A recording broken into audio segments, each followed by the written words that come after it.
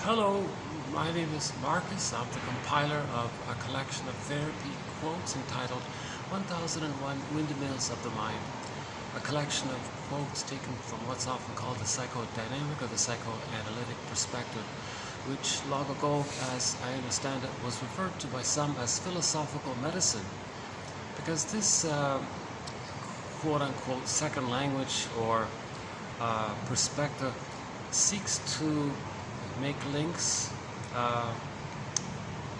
between the past and the present, how our past or how a person's past is influencing a person's present, but the issue really being when there's trauma in childhood, how it gets the person in the present to distort the present due to the traumatic script. The traumatic script is how the baby survived and coped with a difficult situation, and he clings to it. In order to cling to it, he's going to refer to it and be loyal to it and operate out of it. But what the baby did to survive trauma no longer applies in adulthood. And that's the dysfunction. That's where we want to heal or update the scripts, or unpick the threads of a traumatic script and use those threads to weave a new, healthier script. The baby's emotionality, his embodiment, sort of gets frozen, like the woolly mammoth, frozen in that block of ice somewhere up in Siberia somewhere, and apparently it's been like that for the past 30,000 years. That's quite a graphic image to borrow to describe how, if there's trauma, our feelings kind of get frozen like that woolly mammoth. So that's the trauma, to have our feelings frozen like that due to the fear and so on. So when there's trauma, the person is going to see if they can get unstuck, see if they can free the woolly mammoth. So they want to reenact what happened with the mother, with others in the present, to see if they can somehow magically create some kind of new past. It's a secondary delusion, it can't be done. But the effort to replay and reenact the past and the present, it's meant for the person to see that there's trauma. It's meant for the person to recognize that, like Russell says, trauma and repetition compulsion are basically synonymous. So if we observe how we are transferring and reenacting the past in the present, that's like a mirror to see that there's trauma. So the reenactment can take two forms, either what's called direct reenactment. So if the mother was frightening or shaming or rejecting, and the child felt frozen emotionally by that, so later on they're going to reenact that so that the person can be aware that there's trauma. So if the mother was rejecting, they may go through life choosing people in their lives to be kind of negative towards them, rejecting towards them. And they may even induce them or encourage them or taunt them or get them somehow to be rejecting towards them. And that's to reenact directly what happened to them in childhood, to get others in the present to reject them. So we played that song a few times. If you won't leave me, I'll find somebody who will. So the guy was abandoned as a child. So in that song, the guy was abandoned as a child. He goes through life choosing women whom he anticipates will leave him. Now, one woman in the song didn't leave him. Hey, you're supposed to leave me. Now, if you're not going to leave me, I'm going to find someone who will. That's actually the title of a song. If you won't leave me, I'll find somebody who will. Sung by Warren Zevon, the singer. And he wrote that song to be the theme song to a TV show that never got made, but it's still the song's still available. So that's called direct reenactment, where you project the image of the rejecting mother onto others, and then interact with them with that belief that they're going to be rejecting. So since you have that belief that they're going to be rejecting, you're going to behave accordingly. The other person might get frustrated by this, and then actually, like a self-fulfilling prophecy, the person might be rejecting.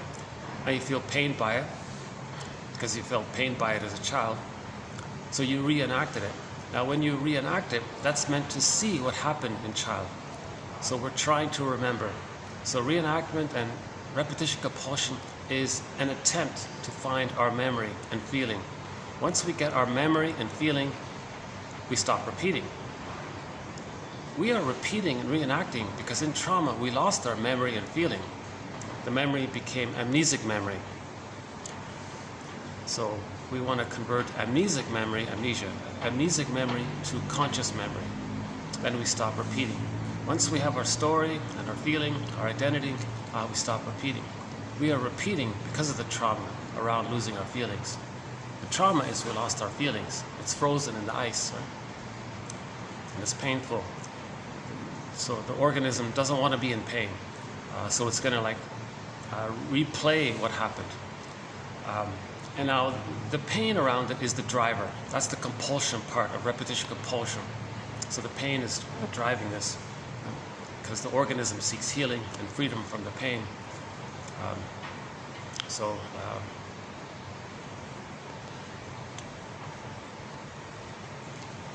reenactment can take that direct form, just basically like a replay of what happened. So you're going to cast the person in the present as the rejecting mother, and then interact with them with that belief that they're going to be rejecting, cherry pick their faults and amplify them, upset them, maybe be passive aggressive around them or push their buttons or taunt. Oops, another fly there. Yeah. The mosquito, our companion animals to 1001 Windmills of the Mind, are the mosquito, the bee, the blue jay, the fox, the heron, Canada geese, the loon, and the cat, the gecko, the little cute little geckos, and the crow, the keeper of spiritual knowledge. Those are our companion animals to 1001 Windmills of the Mind so far. And in the last video I listed the companion beverages, and we have awards given. There are now 21 Golden Windmills of the Minds awards have been issued already to books and movies and audio material, etc. And we have a great soundtrack to this collection of quotes, which we now have over 2,400. By the end of this video, we'll have 2,426 therapy quotes. So the collection overall has 5,000 quotes, and the 2,400 plus quotes sort of represent the best of the best. The remaining 2,000 quotes in the collection are sort of honorable mentions. But all of the quotes are grouped into 52 topics. One of the topics is this transference, reenactment, repetition, compulsion, the issue around trauma, so just what that we're just talking about now. Okay, so Russell says the child it wasn't safe for the child to have his feelings and wishes. If the mother was misattuned, malattuned, didn't understand his signals, force-fed the baby when he wasn't hungry, didn't feed him when he was hungry. These kinds of things are very shaming and painful for the baby. He's enraged. So the baby thinks he can't. He has to give himself up for the attachment, for the connection. That's what's happening to him. That's how he's got to be connected. He can't have his feelings to be connected. So the title of one self-help book is, Do I Have to Give Up Me to Be Loved by You? So that's the deep script or schema or template that the baby creates. He has to give himself up. Okay, so his feelings, his needs, his developmental path, his future happiness gets repressed. That term repression just means it's so pain.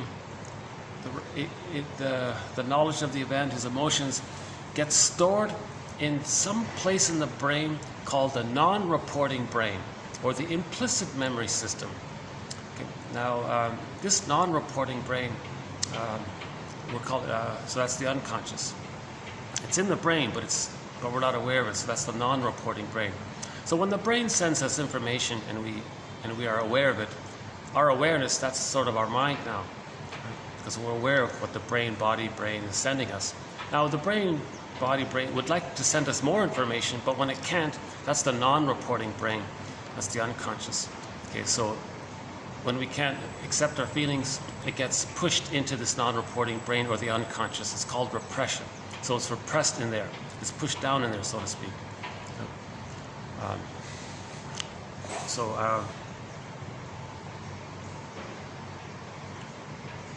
Now when too much gets put in there, that's a problem.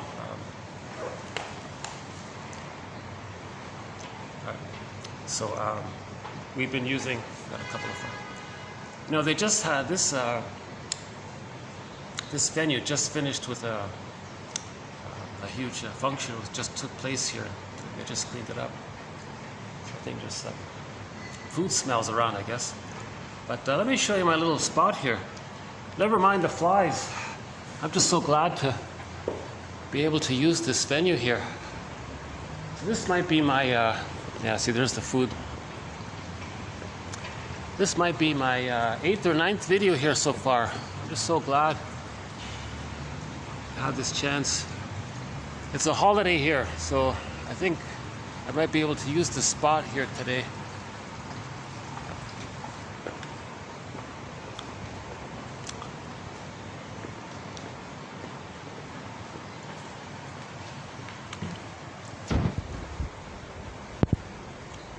So again, with the non-reporting brain, or the implicit memory system, in this non-reporting brain, there's what's called primary process thinking, pictorial thinking, it's images, it's pre-verbal thinking. Now it's timeless in there.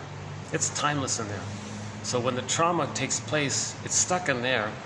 There's no time. It's always going on. So the pain is alive there, constantly in there. Like the woolly mammoth, he's sort of alive, but he's frozen. It's something like that. And so there's constant pain, in other words, when there's repression. See, that's the way to deal with the pain, right? It gets repressed. When a person can't accept something that's real for them, it gets repressed. But it's painful like that. So because the person is in pain, unconscious pain, psychic pain, the organism wants to get out of this pain. So because of the timelessness, it's going to spin around, redo the reenactment that caused that pain, express a feeling and a wish. It gets rejected, so it's going to try again. So they'll see people in the present to reenact the childhood scene. It doesn't work because nobody in the present is the breast mother, right? So it doesn't work. So it gets repressed again, but so the pain is still there. Maybe there might even be more pain, let's say, or whatever. They're going to try it again. And because of the pain, it's this compulsion to repeat, called repetition compulsion. Right? The child had a need and a wish, it got rejected. He coaxes others in the present to play the rejecting mother, and the pain is still there, but he's in this compulsion to get a better past, get a better outcome for the past, that kind of thing, right? Now, a second way that, a more desperate way that the reenactment can take place is what's called identification with the aggressor. This is where the child becomes just like the rejecting mother. He identifies with her. He incorporates. So in order to reenact it, a more desperate way a more painful, desperate way the baby's going to reenact it is that he identifies with the aggressor. He becomes the shamer now. Now his wounded self, his shamed self, his hated, right? His shamed self, his innocence, that was so pained by it and he can't accept it. It's in the bag, in the brain, non-reporting brain. Now when something's repressed like that, we see it onto others. We see what's in there onto others, right? So that we don't see that it's within. So it's called projection, right? So projection is a means to make us aware of what's inside.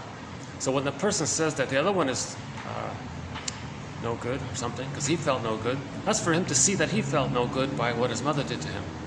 So the reenactment means, so the second type of reenactment is called identification with the aggressor. The baby identifies with the aggressor. He sees his wounded innocence onto others. Others will play the role of his innocence, him as a child. He identifies with the aggressor, and he's going to reenact what happened to him. He's going to shame others. to reenact how his mother shamed him. That's the reenactment. Okay? Mother shamed him, he becomes her. He sees his innocence onto others. So others are non-threatening substitute others. However it is that the other person is seen as safe, non-threatening. Okay? You see your innocence onto them. As if to say to the mother in the mind, look, mother in the mind, when I was a baby in your arms, I was innocent, I was non-threatening to you, and you shamed me. Watch this, mother in the mind. I'm going to be just like you. See that other person over there? They're safe and innocent and all that, peaceful, heart. Right? Well, that's going to represent my innocence to you. I'm going to shame them to show you what you did to me, because I didn't like what you did to me, and I'm showing it to you. So that's how he's reenacting it. Now, when he's reenacting it that way, that's also a mirror for him to know what his mother did to him. What he's doing to others is a communication for him to see what his mother did to him. Okay? So the reenactment can take two key forms. The first way was the direct one. How come others are always rejecting me? That's a reenactment that his mother rejected him. Because he'll do little things to annoy the other person and not be aware of it. And he'll even cherry pick and choose people to fit that role because he anticipates that they'll do that. And he might be drawn to them for that purpose because he's he's eager to reenact what happened to him, because that's the issue of repetition compulsion. There's this pain, he wants to reenact it, so he's looking for people to play the role either of the shaming mother or his shamed self. Okay? So one way he can understand the mirror that he's creating is, oh, person A just shamed me. Did I behave in a way to coax him to shame me because I'm reenacting how my mother shamed me? All this for me to see that and recognize that my mother shamed me? Okay, that's one way the mirror works.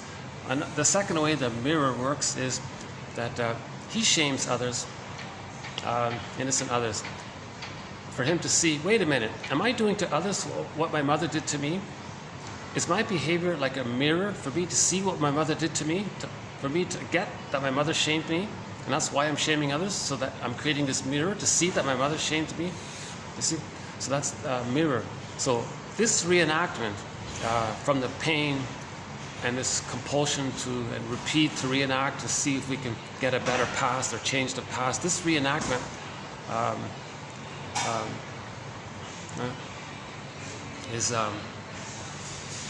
is meant for us, for our consciousness, to observe what our unconscious self is doing, because that repression is sort of like the puppet master now. It's the power of the unconscious. There's unconscious motivation, unconscious will maybe.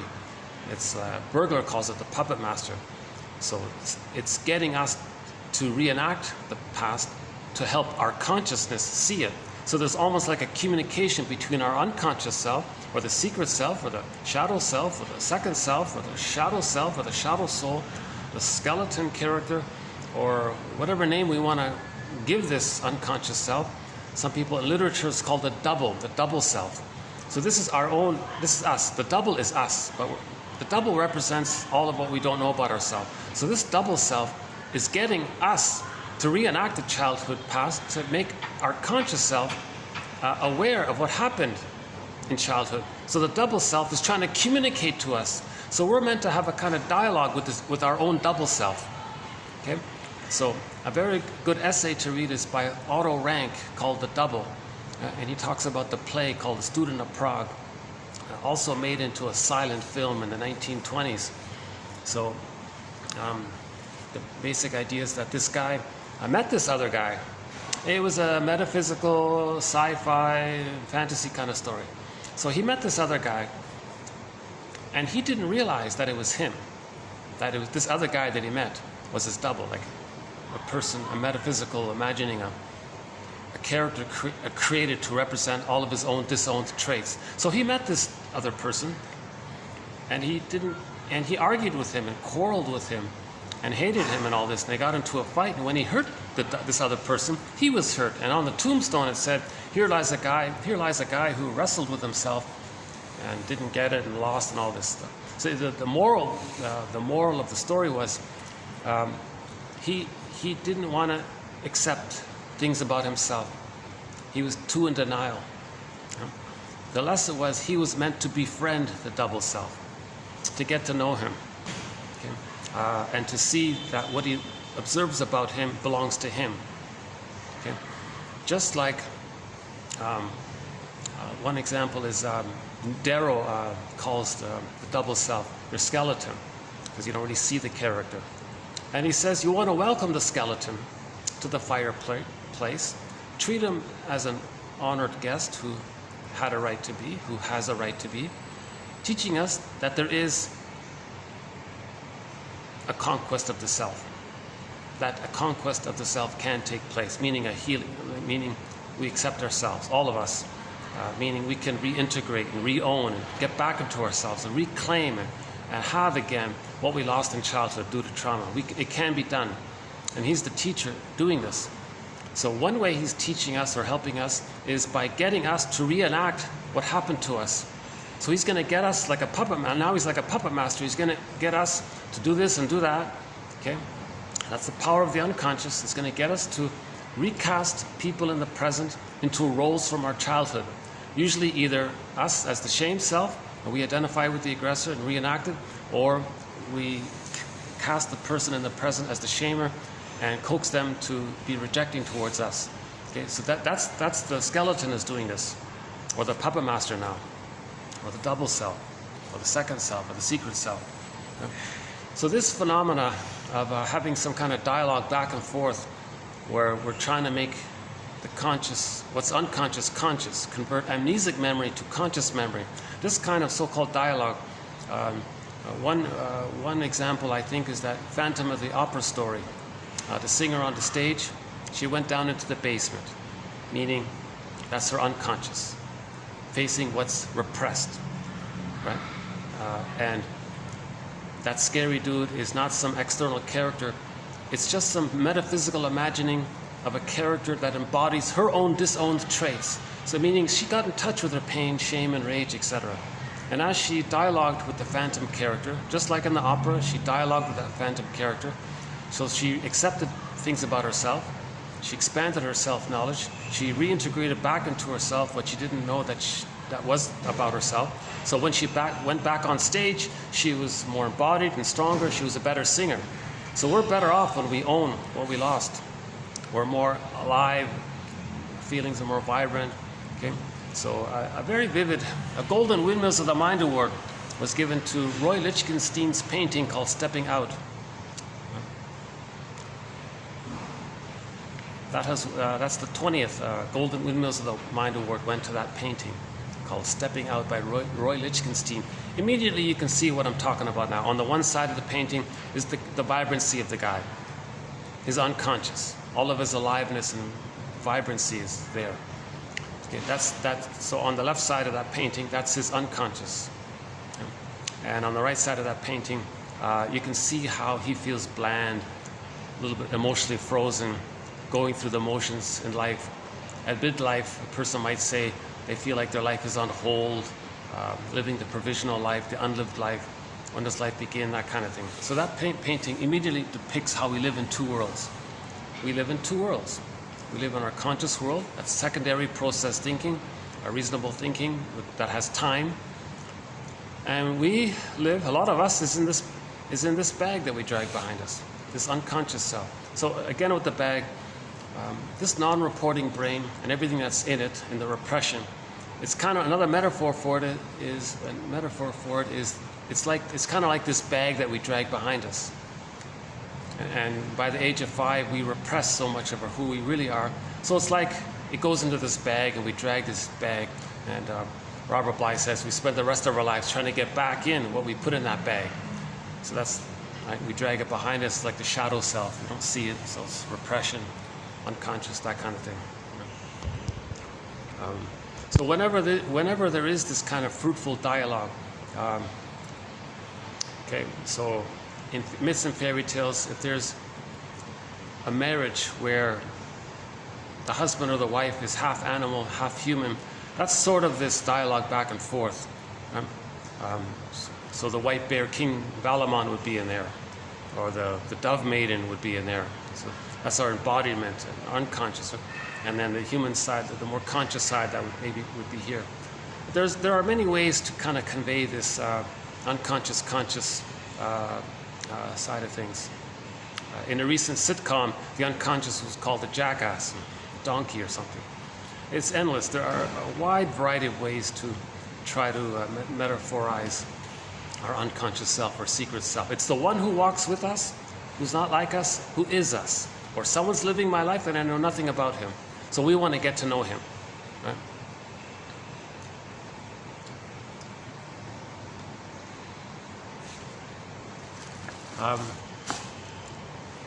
Yeah, I'm a little embarrassed about the fly. I think this is the most.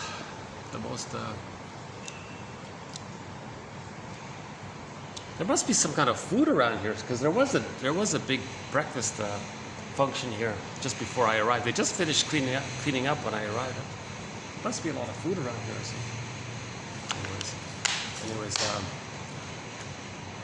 So. Yeah, I'm a little aware of this. You know, if I look silly or something in these videos, people might not take the material seriously. But again, my disclaimer: I'm not a professor, I'm not a shrink, I'm not an analyst, I'm not a midwife, I'm not a professor, a social worker, a doula, a nutritionist, and so on.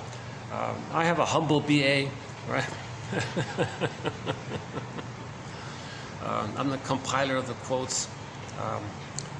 Someone said the best way to, or one way to learn something is to teach it. So I'm kind of learning it myself. Hold on a sec, let me get the quotes back up here. So, we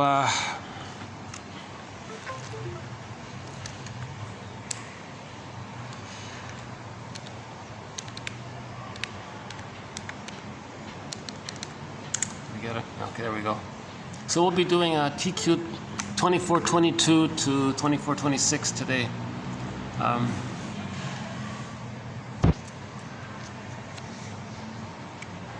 So we've talked a lot of, I recommend the past several videos, the past, I don't know, maybe 5, 6, 7 videos. Read the quotes at least. In every video, if you click the more link, you'll get about 10 minutes worth of reading. Go through the past several quotes, videos, and read those quotes.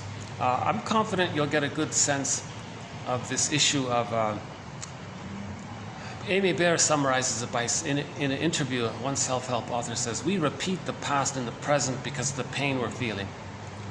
I thought, wow, that's the briefest summary of it right there. We reenact the past and bring it into the present, meaning we're making the present a new edition of the past, a replay of the past. We're doing this because of the pain we're feeling. That's the driver of it, the pain we're feeling. And the positive intention is, it's an attempt to heal. It's an attempt to get a better outcome for the past. It's doing this because the puppet master is confused. There's no time there, so they're just doing it all the time. It's infinite. Someone called it infinite mourning. They're just infinite like that. So Sisyphus wheel, it's infinite. So they're just doing it all the time. So that's why it doesn't work. That's why it's like Sisyphus, because there is time. Now, because there is time, and we keep doing it, that's our consciousness understands time. We consciously, our secondary process thinking understands time. It doesn't understand it. Sometimes it's called the it. A play on the id. All of the energy sometimes called the id. And someone said, well, let's just call the whole thing the it. You know. So it is trying to get us conscious. It doesn't understand time, so it's just going to do it again and again. But we understand time. So when people say know thyself, know yourself, know the two selves. The unconscious self, or the itself, that's the spinning, which doesn't understand time, and our conscious self, which does understand time, and how our unconscious self, or the double self, is trying to get us to be aware that there's trauma, that the reenactment is showing us what happened in childhood, so we can make unconscious memory turn it into conscious memory. As we do so, we can make better choices, and we know what's going on. We don't need to repeat because we understand that nobody in the present can be the breast mother. We can't invent some kind of time machine or change the past, these kinds of things. So we can make better choices now once we know what's going on. And we're going to keep on repeating until we get to that place where we realize the present isn't the past. You know. Now, part of that is the mourning process, because then you realize, oh my God, so there was trauma when I was a child? Yes, it was called a strain trauma, a relational trauma, an interpersonal trauma, a developmental trauma, meaning the mother was misattuned, double binds, gaslighting. The word of the year for 2022, gaslighting. The mother gaslights the baby big time. And that's painful. So this is called a strain trauma, because bit by bit over time, the child gives up and he's frozen. And that's stunted development, arrested development, a fixation. He's stuck there like the woolly mammoth. And his body, his embodiment, his sense of his inner home, his sense of his feelings and being comfortable within and all that, that's represented by the woolly mammoth frozen in the block of ice up there. I can't think of a better image for trauma, that woolly mammoth one, being frozen like that.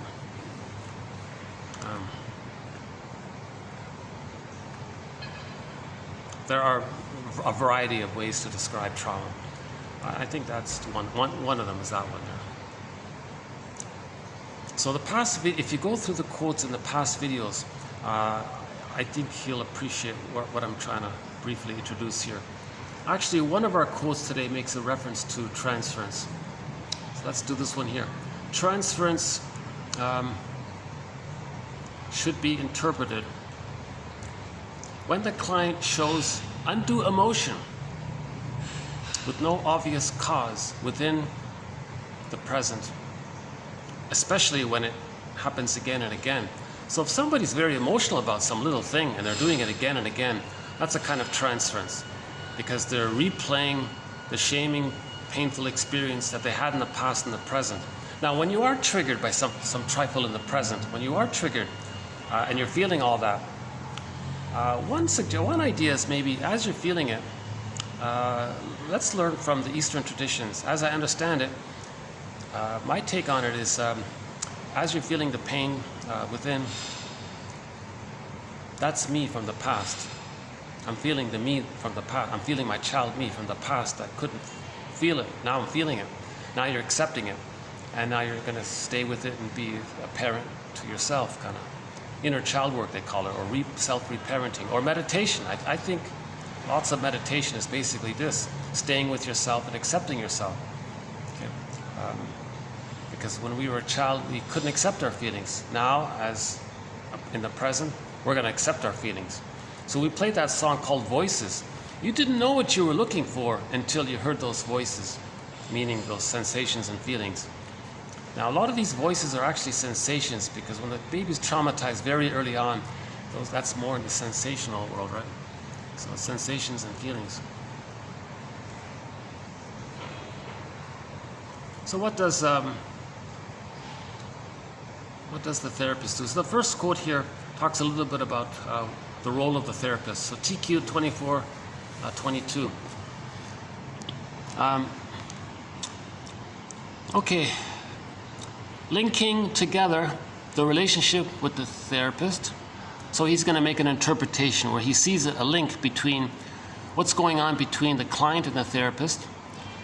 Okay, how that resembles the client's current relationship patterns with other people in his life, and how that links with the relationship he had with his parents in childhood.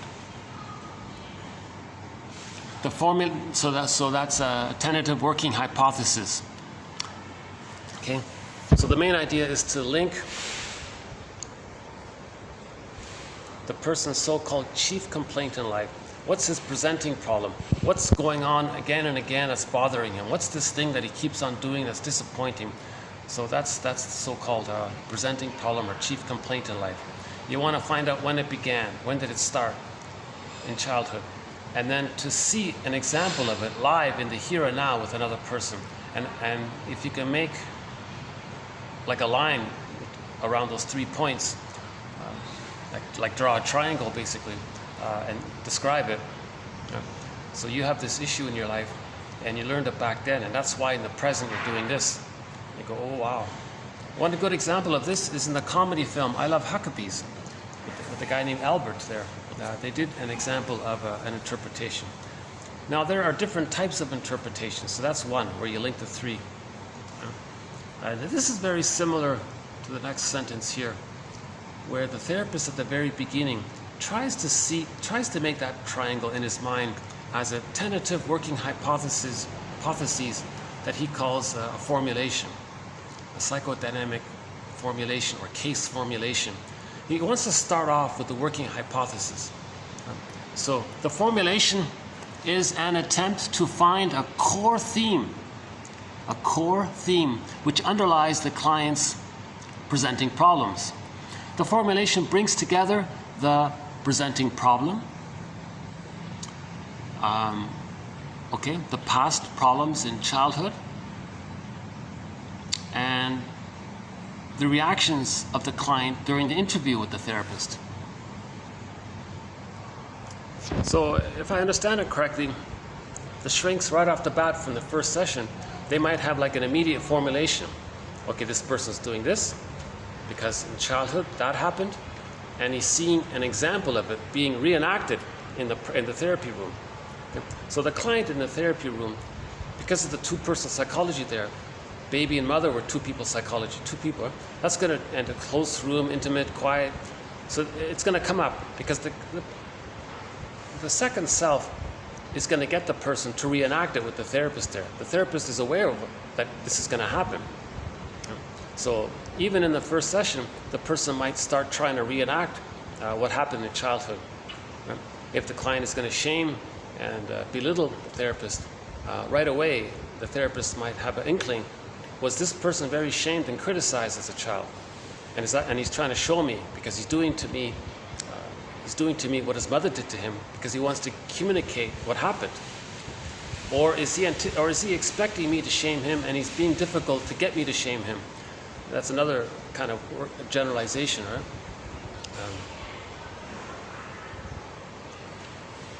So every interpretation or speculation is presented as a working hypothesis, and it's offered as an interpretation which is an invitation for mutual exploration. The two of them are meant to be a team. Right? Carl Menninger said to a client, one quote was, quote, "These problems that you're describing and having, we may say that this is what your script is doing to you. But let us, as a team, working together, a therapy alliance, like lab mates or whatever, work together to see what we can do with that script."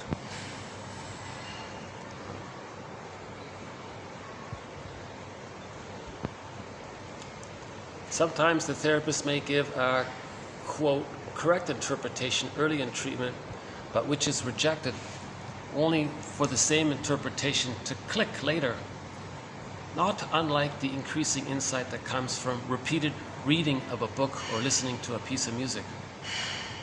Yeah, like that song Voices by the rock band Cheap Trick. I didn't know what it was talking about, the Voices song. We played it recently.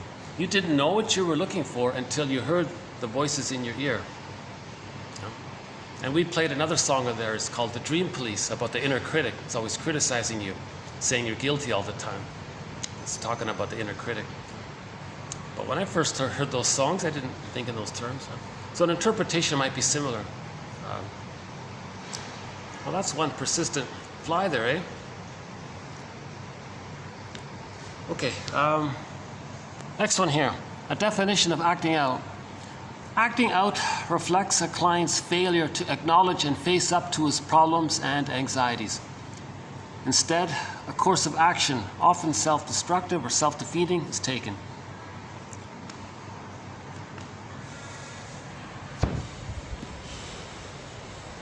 You feel anxiety, you don't want to face it, so you binge eat. That's called acting out. Or you criticize and blame, that's acting out. When you don't describe what you're feeling, if you don't talk about what you're feeling, what's true for you, and you're going to do something to squelch your feeling and anxiety, that's called acting out.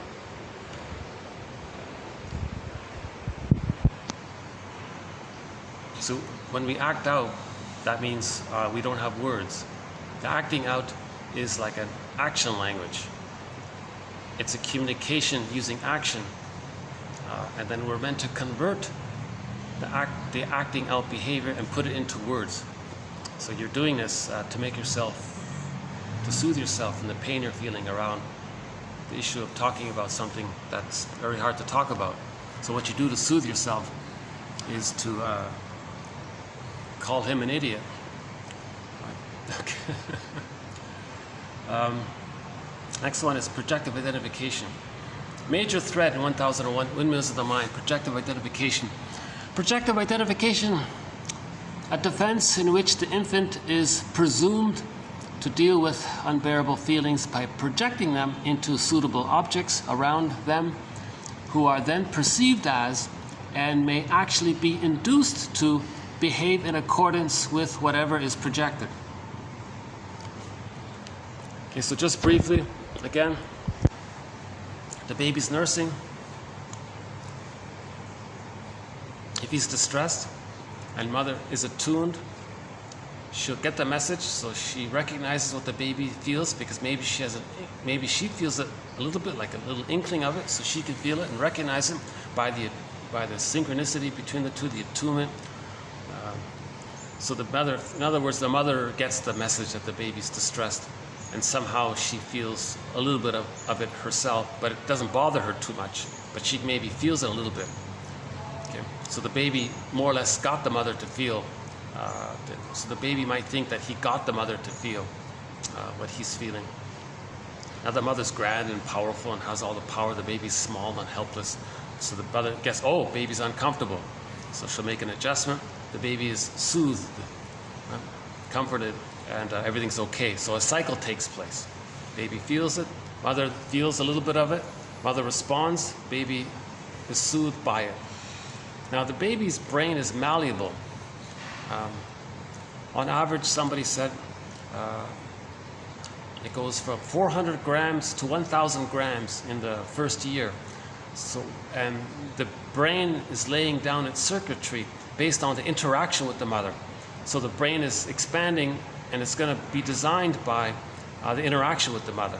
So if the mother is attuned and meets the needs, the wiring is laid down within the baby's brain for him to have a kind of self-regulating capacity within himself.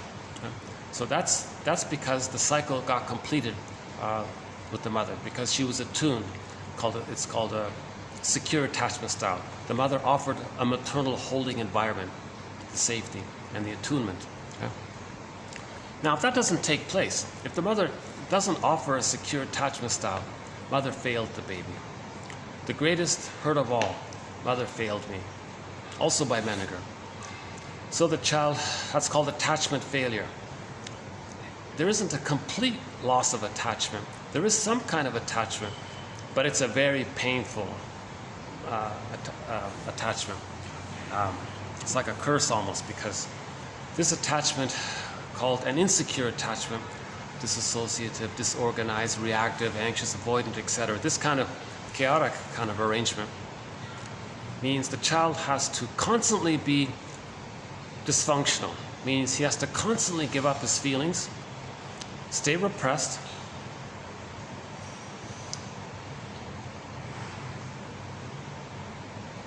to placate and please the mother, because that was the deal that was made in the beginning.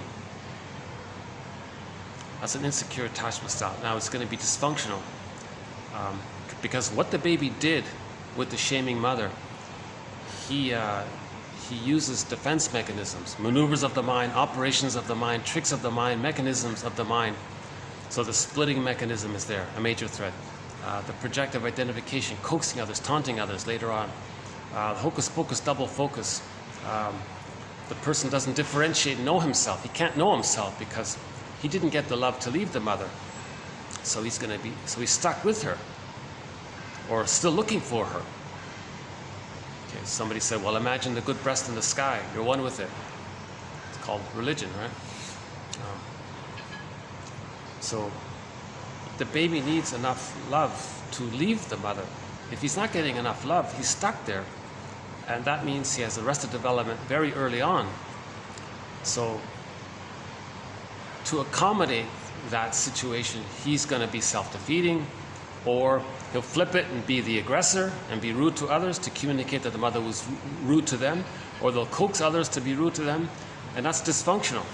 So although it did help the baby survive the situation with the mother, the baby adapted to his mother, right? Later on, it's going to hurt the person because number one, he's not going to enjoy the present because he's stuck in the past all the time and he's replaying the past and the present. So he's living in the present, but he's emotionally still in the past. You know? So he's not enjoying the present because his golden ball and his feelings are in the bag.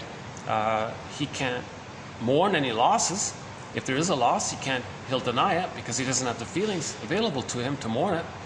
So that's complicated grief, aggravated grief, the derailment of the grief process, prolonged grief, pathological nostalgia, melancholia. It leads to all these complications.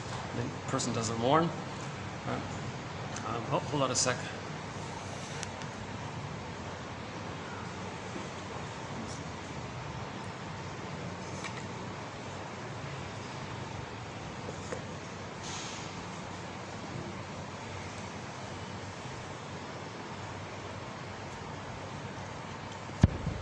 So that's another major thread, complicated grief.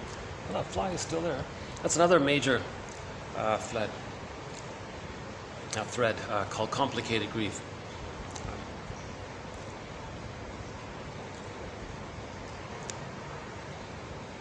Again, the baby's in a state of fusion with the mother, the unico mystica, the stage of undifferentiation. The baby doesn't know where he ends and his mother begins. Now, when he's loved by the mother, he feels safe to hatch out of that second egg, second womb. Again, babies come out too early. The first 4 to 5 months are like a second womb. Now, if he feels safe in the first 4 to 5 months in this second womb, or almost like another egg kind of thing, then he hatches out. But the hatching out is gradual up until the age of 3. But he's got to enter into this maternal holding environment, this safety where the mother's attuned and responsive to the baby's needs in the same spirit that the baby's needs were met when he was in the uterus, more or less like that, as much as possible, good enough, quote unquote good enough. Then the baby can hatch out and differentiate. When he differentiates and completes the differentiation process by the age of 3, then he's good. That means he got a secure attachment style. If something goes wrong between birth and 3, and he's stuck somewhere along that continuum, he's stuck, and that's a pain, and he's going to be dysfunctional because he's still attached to the mother. That's called being loyal to her. So he's going to be loyal to her, but now he created an image of her based on his own emotions, and he's loyal to that imago. So it's very distorted. So he's really stuck like that, right? So dysfunction means being loyal to the rejecting image mother that the baby creates. Why is the person still loyal to the mother in the mind when the mother was so shaming? Again, they're loyal because the baby must have the attachment to the mother. And they need the love from the mother to separate so the person can know himself. So he's attached, stuck there, waiting for it. He's waiting for it. So him being dysfunctional and loyal to the mother, that's him waiting for mother's love, waiting for the mother to change her ways to provide the love so he can leave her and know himself. So he's stuck like that. So dysfunction equals being loyal to the rejecting mother in the mind. Morton Keysen says an interesting thing. He says when the baby's dysfunctional, he's actually pleasing the mother or comforting the mother. He's even protecting her, he says. Because when the baby came out and had a feeling and a wish, and the mother was uncomfortable about it, the baby sacrificed it in an attempt to please or comfort or protect or save or help the mother. The baby's actually trying to help the mother by doing that. So dysfunction means you're still trying to help your mother in the mind, right? Now we're talking about an image of the mother in the mind, not physically outside. Baby creates an image of his mother as a frightening entity, actually, because the image is based on his rage. So in the last video we talked about, the last video did it as well. I've covered it several times about why the baby creates an image of the rejecting mother as a devouring monster that wants to eat him. So we have one here about this. Let's jump to this one here. Actually, we have a quote today in reference to that one here, this point here. Yeah, fantasies, TQ 2426. Fantasies can distort the infant's experience And it is the work of therapy to try to bring fantasy and experience more in line with the medium, more in line through the medium of transference.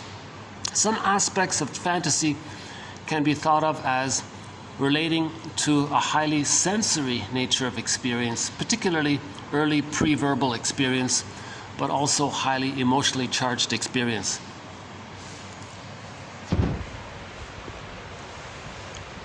So the baby's at the breast, the baby's enraged, but that's too much excitation for the little psyche of the baby. He can't handle all that rage. His system overload, he can't do it. So it gets repressed. His rage gets repressed. When something's repressed, it's projected. So the baby's projecting, that's the theory. The baby's going to project something about himself onto the outer world. The baby's first object in the outer world is the breast mother. So the baby, it's as if the baby says, I'm not enraged. This breast creature is enraged. Now he's creating an image of a breast creature, a breast thing, a breast something. Okay? So now he's creating a frightening image because he's enraged and he wants to eat and take in and bite. He's desperate, he's enraged, he wants to take in. Now he thinks this breast mother image that he's creating is enraged and wants to take him in. Okay, so he projected his feeling of rage and his need to take in onto the breast mother and says that the breast mother is enraged and is dangerous and wants to eat him. Because of the mother. The mother's this giantess in the nursery, she's the grand power, he's so small and helpless. He ends up creating a monster kind of image. Okay, so the witch won't eat, one book title is So the Witch Won't Eat Me. And Hansel and Gretel, the witch wants to eat the people. In the Odyssey, the Cyclops eats the people. The Laestagonians eat. So this kind of, that's the imago the baby creates of his mother. It's not a realistic image of the mother. The baby just started off with the breast image, that's kind of like a canvas. And then he injected into it his rage, and he injected into it the thing about his need, about wanting to take in, and thinks that now it wants, this image now that he's creating wants to take him in. So this is the unconscious fantasies. So now this image is now in his brain, and he's loyal to it. That's why it's so difficult to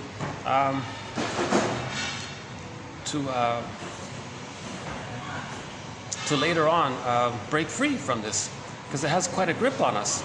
Some people call it like a curse or something.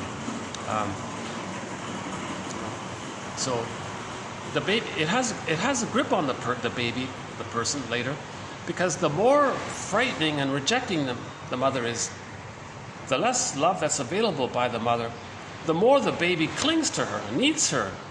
He even just becomes like her, so they're one there. He gets the attachment, he creates a symbiosis with her. He's going to be just like her.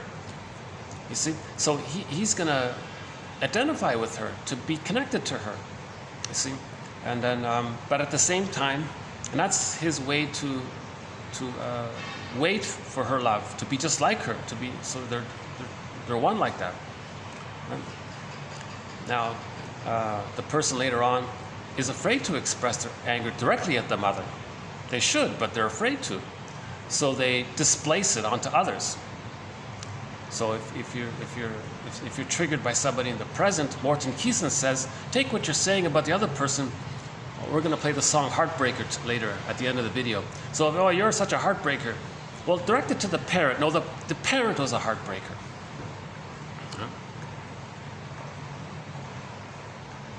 Should we play the song now? Why not? Why don't we play the song now? Everybody knows the English version of it. I didn't know this, but this was originally written by the band called the Bee Gees. Everyone probably has heard of them, knows them. But I only know it from Dionne Warwick. She sings it really nicely. Dionne Warwick, right? So I'm going to play a German cover of the song Heartbreaker. It's very well written. It's a very good description of unrequited love. So the baby had unrequited love, so to speak. Right? The mother was a heartbreaker. So let's just run through this very quickly. So the girl had a lot of hope with the guy. I got to say it, and it's hard for me. You got me crying like I thought I would never be. Love is believing, but you let me down. how can I love you when you ain't around? And I get up and I get to the morning and you never call. You know, love should be everything or not at all. And it don't matter whatever you do. I made a life out of loving you, only to find any dream that I follow is dying. I'm crying in the rain. I could be searching my world for a love everlasting. I could be searching my world for a love everlasting, feeling no pain. When will we meet again? Why do you have to be such a heartbreaker? Is it a lesson that I never knew? Gotta get out of the spell that I'm under here. My love for you, this spell, this symbiosis, this merging there, right? So the spell is, it's the tar pit of a negative symbiosis. The mother puts a baby on the spell. I put a spell on you, baby. If I don't give you love, baby, you're gonna be hypnotized and stuck, entranced, fixed onto me, and you're gonna need me always, and you're gonna be stuck there, and you're gonna recreate it again and again in your later life because you're stuck within with me. You're stuck with it. The image, the child's concept of himself is stuck with the concept of the rejecting mother, and they're blurred like that. That's the spell. Yeah? And he's reenacting it. So later on, like in the song, someone falls in love, transference, wants to recreate the symbiosis, all or nothing. That's the symbiosis, right? That's what she said. Love should be everything or nothing at all. So she's looking for the symbiosis with the guy. And it's very painful to lose the symbiosis. Now think about it. When the baby is in the symbiotic state with the mother, and the mother's not around, the baby feels immense persecutory anxiety. He feels the furies. Masterson calls it the abandonment depression. A very painful situation. And that's evoked in unrequited love when there's trauma way back then, early on in childhood. Right? So this song definitely relates to unmet symbiotic needs. Because she's feeling immense pain, waiting her whole life to get the perfect fusion there with another person, and the other person's not around. She feels that pain all the time, and then the girl in the song is saying, "Boyfriend, why do you have to be such a heartbreaker?" Well, direct that to the mother. She should be saying, "Mother, why were you such a heartbreaker? Why didn't you offer my symbiotic needs, man?" Because the boyfriend can't quite do it. They kind of do it for a while in the honeymoon phase of the relationship. But nobody can stay in that state forever, right? But she wanted to stay in that state long enough for her to feel safe enough to start to know herself. But if she married a guy with a narcissistic pattern, he's just too enraged at that state, and he just wants to get out of the... A person with a narcissistic pattern is in the fusion already, and they might just be shaming the codependent partner because he's trying to get out of it. So if the guy has the narcissistic pattern, he sings the song, "Find Me Somebody to Shame." So he'll just shame the person to communicate that his mother shamed him. And the codependent woman, maybe like her, maybe like the character in the song here, let's say she has the codependent pattern, she wants to replay the faulty childhood, recreate the symbiosis, and finish off the developmental process. But if she's choosing someone with a narcissistic pattern, they're not going to do that because they've identified with the aggressor. They don't want to develop. Well, they do, but they're not there yet. They're just so angry at the mother.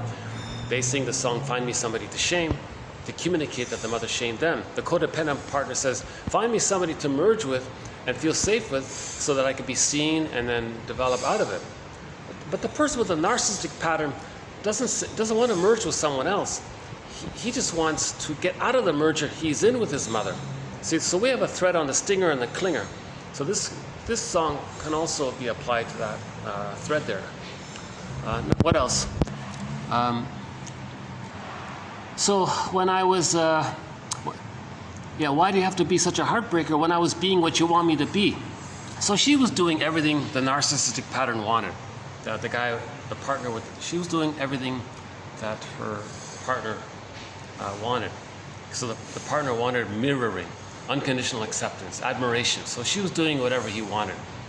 And it doesn't matter because he'll never love her. He only wants to shame her because his attachment is to the mother and the mind, and he wants to reenact that using the codependent person to shame her, to communicate that he was shamed by her.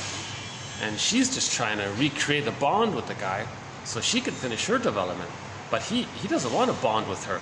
He just wants to get out of the bond he's already in, and he thinks that if he keeps shaming his partner, maybe the mother and the mind will change her ways and so on. Yeah? So and she's really depressed here in this song. Everything that I want, everything that I ever wanted has passed me by. She feels like she's losing her life, like she's losing all of her spirits and the will to enjoy life. But she's saying, my soul is crying for you. Yeah, you made all the rules. Yeah, so I did everything you wanted. It was all about you. You made all the rules.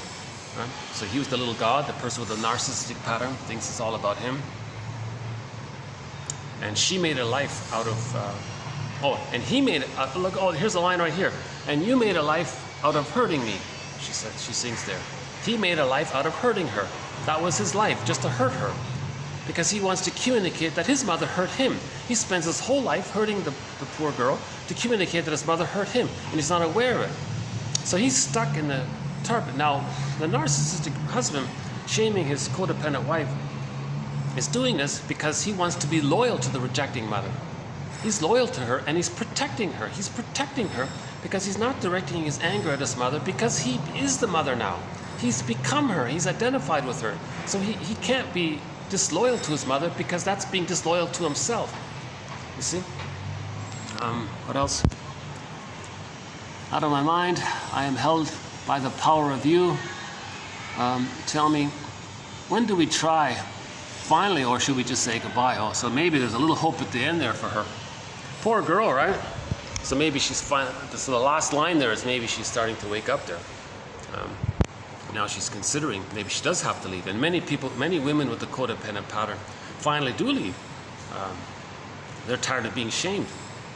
They're tired of playing the role of mirroring, idealizing the narcissistic partner, no matter what other benefits there may be to it. Now, some women are so hooked they'll just stay like that, right? And she was willing to stay hooked in that. So of course he's going to be a heartbreaker because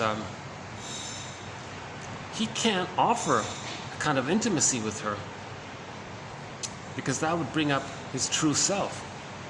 He can't do it. His only identity is the false self. So to be intimate means he's going to betray himself. If he's vulnerable and shares and makes an I statement, I feel this, or when this happened, he's betraying his mother, and himself, and they're one there. He can't do it. Right? He'll just shame her for it.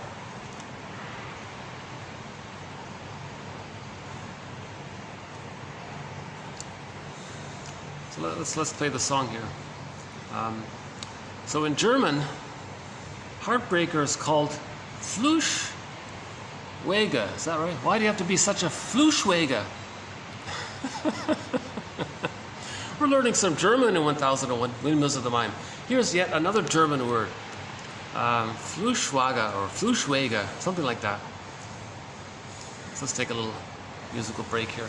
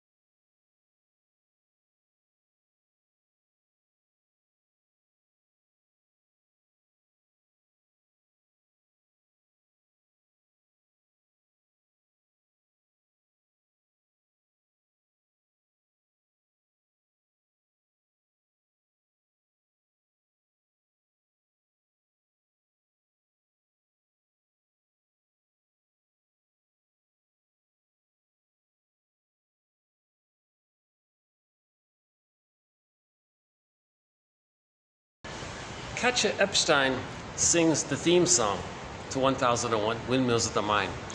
So our theme song is her German cover rendition of the song Windmills of the Mind. And here she is doing this song. Why do you have to be such a Fluschwieger? Why do you have to be such a Fluschwieger? Heartbreaker. So she should be directing that song, that lyric is meant to be transferred back over to the mother. And then the mother can say, well, I didn't get a secure attachment style, so I'm still in the fusion with my rejecting mother. I'm cursed there. I'm stuck there. I'm in that trance. And so I'm going to reenact the pain with my mother, with you, child. So I'm going to shame you to communicate that my mother shamed me. And that's why she's a heartbreaker, because her mother, the grandmother, was a heartbreaker, and so on. It's called intergenerational, one version of intergenerational trauma. So somebody's got to pause and observe this. So the psychoanalytic perspective is all about this, pausing and observing this. Then we can heal intergenerational trauma. So I think that's the true promise of psychoanalysis, to heal intergenerational trauma, ultimately. If we do that, yeah, there'll be a lot of positive outcomes from that, right? Okay, we'll do another song actually at the end as well. Let's maybe go back to the quotes here. So back to projective identification for a minute.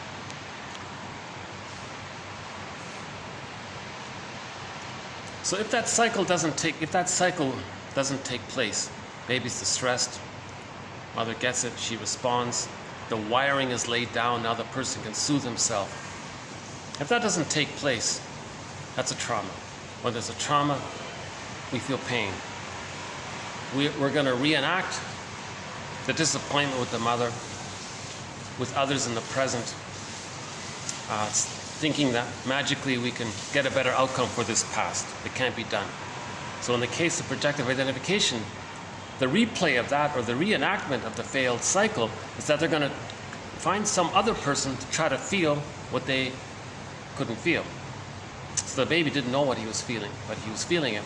So the reenactment is they want to coax, induce, taunt, push people's buttons to feel, externalize a representation, an expression of what they're feeling, but they're not aware of it.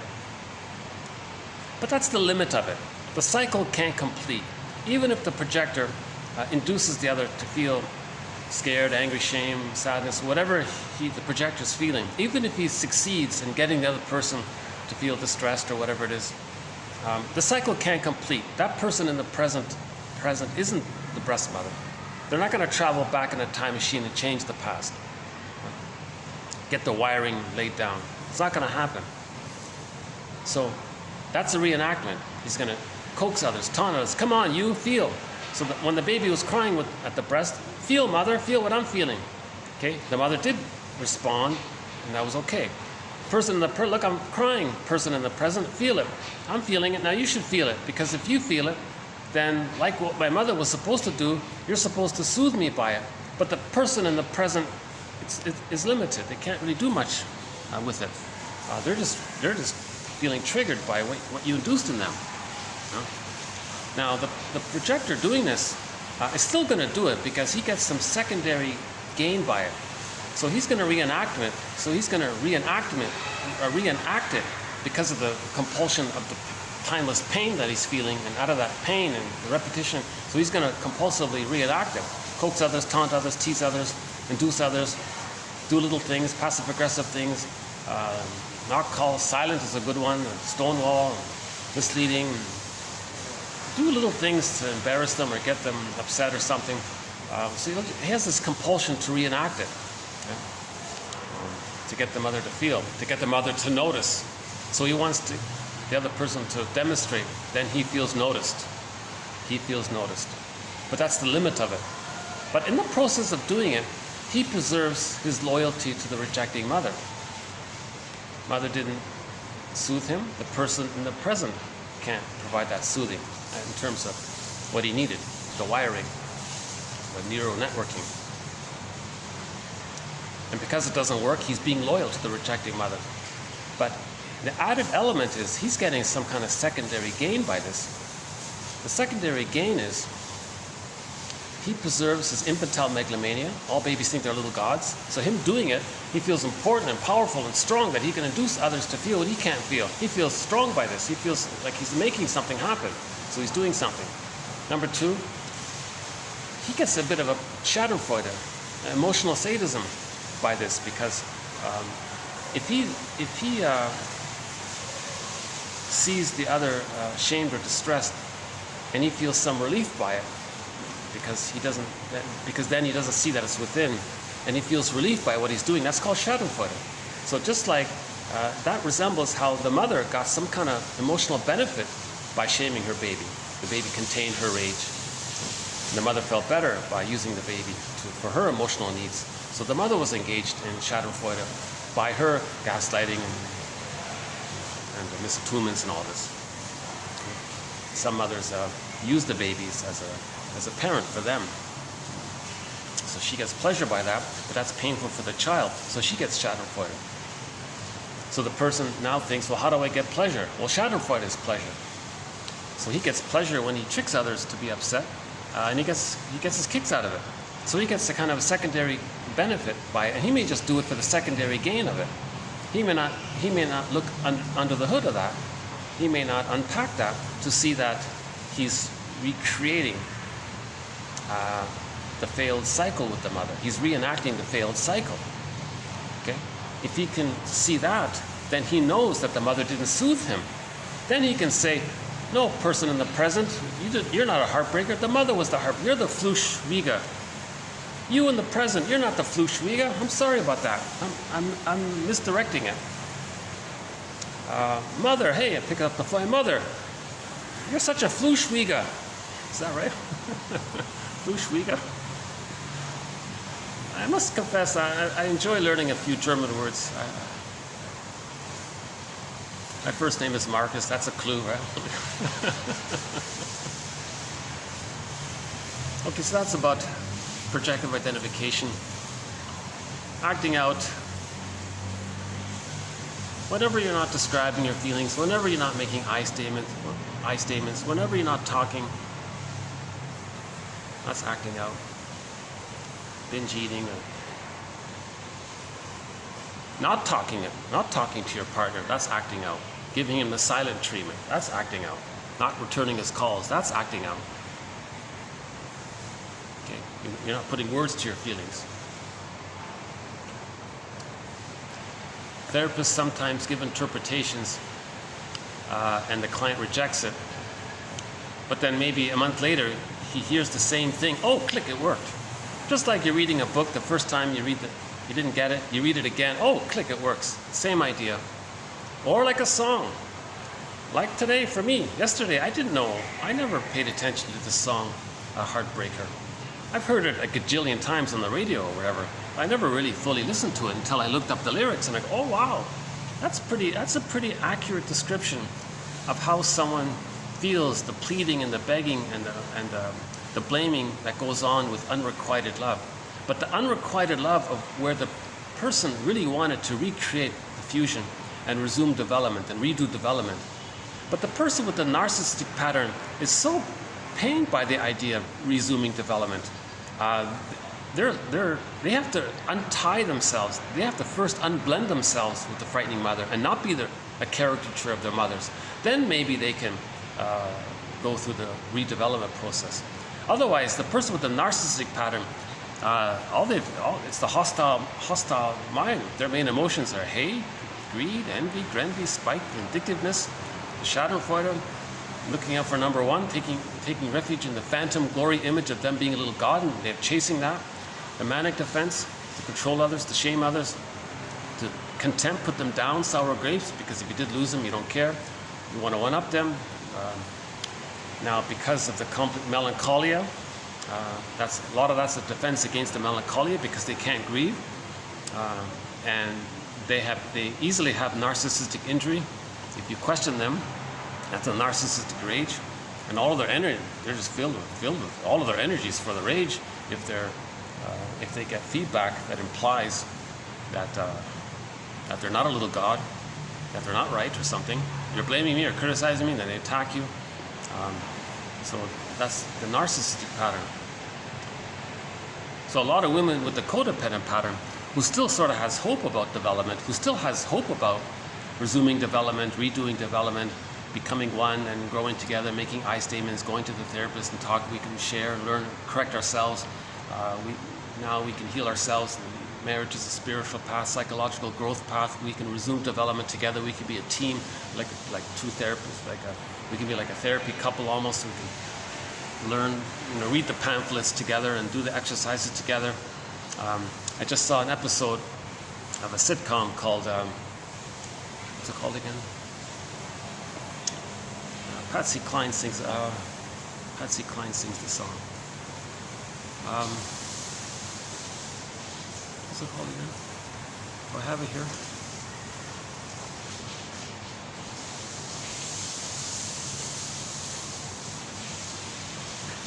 I didn't copy it. Oh, I thought I had it here today. I'm going to play a Patsy Cline song next time.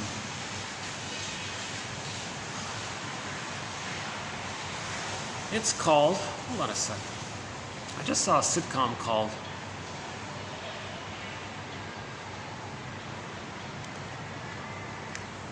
it was a play on Analyze This. Oh, imagine that. Imagine this. Analyze this. Analyze that. Imagine that. So there's a song called Imagine That by Patsy Cline. And that's the name of the sitcom. It's called Imagine That. And it was about a couple having marriage difficulties due to a lack of communication. So the guy, typical macho guy, tough, sort of narcissistic guy, he can't put words to his feelings. He can't say what he wants. He's evasive, and he wants mind reading. He just wants the partner to read his mind. And she says, I can't read your mind. You got to describe what you want. You got to say it. It's very frustrating like this. I can't read your mind. And so she kind of turned off. She was sort of pulled away from him because he wouldn't be vulnerable and share anything true. So the two of them went to the therapist there in the show, in the sitcom. Imagine that. And the therapist taught them a basic I statement. Number one, never begin a statement with you always. Make an I statement. So when this happens, I feel, and go that way, I feel. Right? I feel this when this happens. That's the basic of it, right? Instead of the blaming one, you say, I feel. So this happened and I feel that. So that's very good. That was very good. It's a real pity that sitcom didn't continue. Very good show. Called Imagine That, starring, what's his name? Frank Azaria or something. The guy that plays Huff in the comedy show Huff. He's actually better playing the client, not the therapist. In Huff, that this same actor plays a therapist, a miserable job, not one, but he's better off than the client. Anyways, he plays a client in this one, and his wife, she's the one that says, you got to talk. So they're making I statements. So they got a pamphlet. The therapist, the psychologist gave them a pamphlet, and they were practicing it, sort of comedy around it. I thought, this is very good. This is exactly what we need. We need comedy shows to make I statements. So it was a very good little scene there. Unfortunately, they canceled the show. They aired the first 2 episodes. They had 6. They made 6. They only aired the first 2, then they canceled it. Huge mistake. Oh my God. Similar to the show Help Me Help You, another comedy sitcom about therapy. It only ran for 1 season. It's not available anywhere. You can only find the pilot.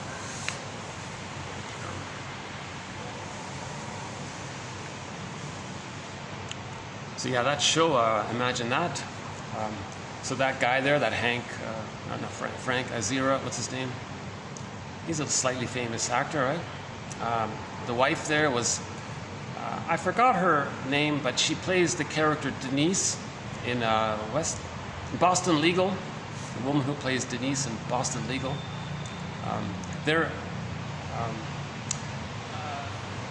The owner of the company that they work for, or one of them works for, is the woman who plays Peggy in Married with Children.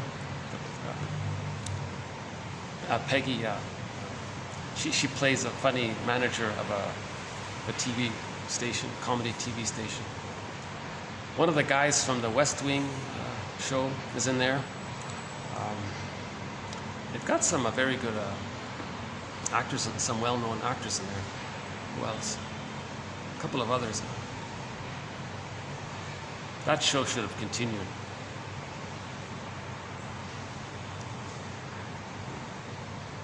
And actually, we have one quote. It'll come up in the next video, but we'll have one quote from that show. Let's see if we can dig it up here. Nothing's too dramatic, but I wanted to just notice. I just wanted to record it.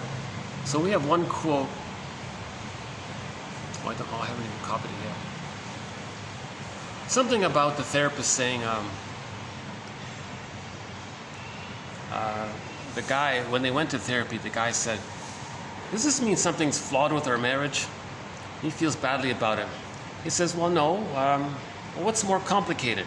A human, a person, or a car?" "Well, I am, yeah, okay. Well, cars go in for maintenance, for tune-ups and checkups and maintenance. And you're more complicated than a car, right? So you can just come to therapy as a tune-up, as a maintenance for your marriage. So therapy can be like a maintenance for the marriage." "Oh, okay, I see, I get it." So that was helpful, that kind of comment. So that quote will come up in the next one here. No, I don't have it yet. It's on the Twitter.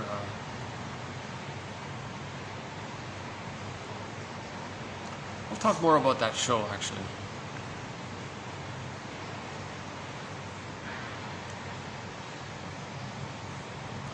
Okay, let's go back. I'm always worried about my battery. Look at that, my battery's almost, oh Jesus. Yesterday my battery held up for 2 hours, for 3 hours. Today I think I'm only going to get 2 and a bit. Let's hurry this up. Okay, let's do the next quote here. The next two quotes from the same author here. Okay. In an attempt to maintain a link with a good mother so as to be able to sustain himself, the baby, right? The bad aspects of the mother are repressed into the unconscious self, the bag. In this way, the infant creates a fantasy of an idealized as opposed to a good enough mother. She is too good to be true because all the bad bits have been pared away. But the bad experience is retained unconsciously inside the baby's psyche. So the splitting defense is the first defense available to the baby. And this is accompanied by introjection and repression of this bad experience of the mother. So this is another way of saying of the splitting mechanism. The baby's relating to the devouring monster that wants to eat him. Now the mother is sometimes okay, even if she's sort of good enough, whatever goodness she has, of that image of his mother.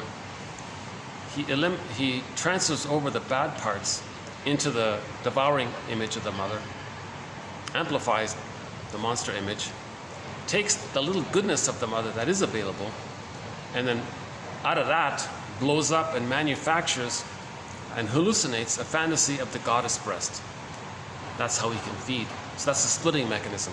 So the goddess breast and the persecutory breast. That's the splitting mechanism. That's how the baby adapts to his first environment. Humans adapt to their environment. Well, what's the baby's first environment? It's the shaming breast mother. How does he adapt to that? He'll filter out good and bad, he'll create two breast mothers because of his emotionality and because of his needs, because it's primary process thinking, because of pictorial thinking, pre-verbal thinking. Things get wildly exaggerated because images are infused with their disowned feelings and needs.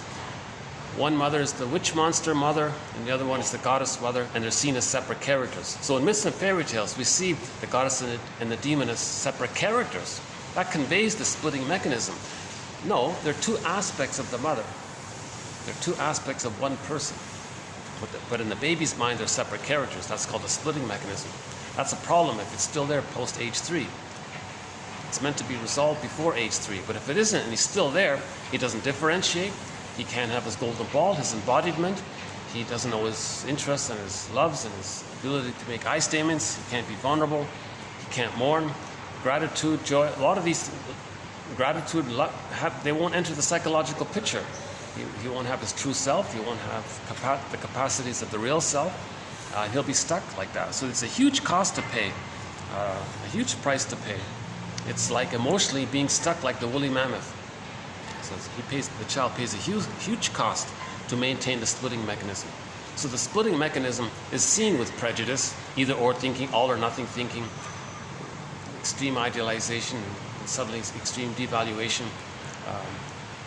this kind of absolute good, absolute bad kind of thinking. These kinds of so prejudice comes from there because you say us or them mentality. That's the splitting. Whenever you say us or them mentality, that's the splitting. People in town A are all good and people in town B are all bad, that kind of thing. That's the splitting mechanism.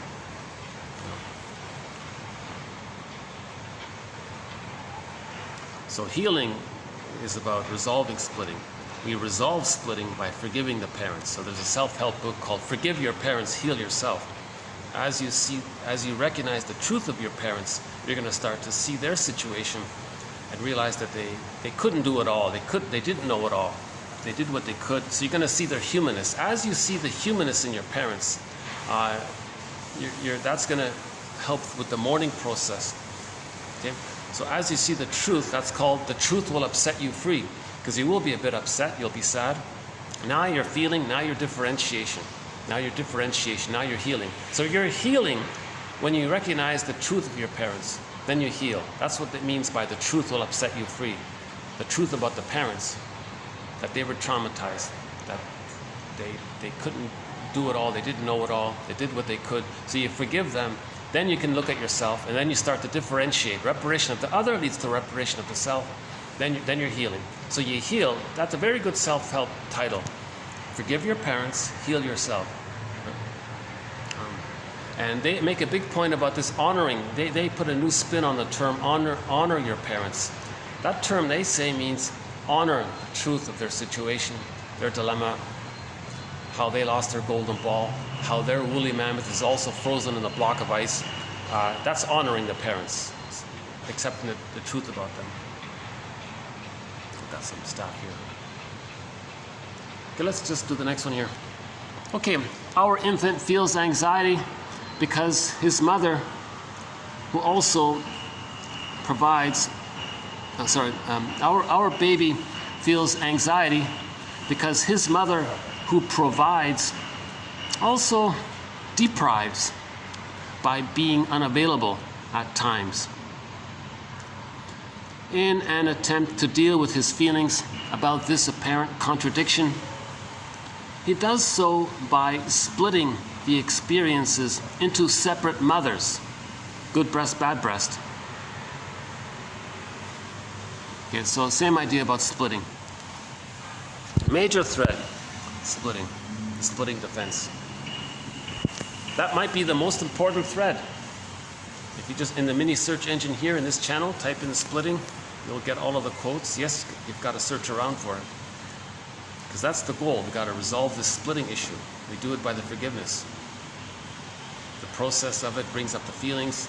So now we're addressing complicated grief. Another major thread related to is the transference. So the pain comes from the complicated grief, the melancholia, the reenactment That's a mirror to see that there's the trauma of the complicated grief. Okay. And then forgiving the parents helps to resolve the splitting. That's sort of the overall phrase is so-called working through. Next one here. An available, loving mother or other.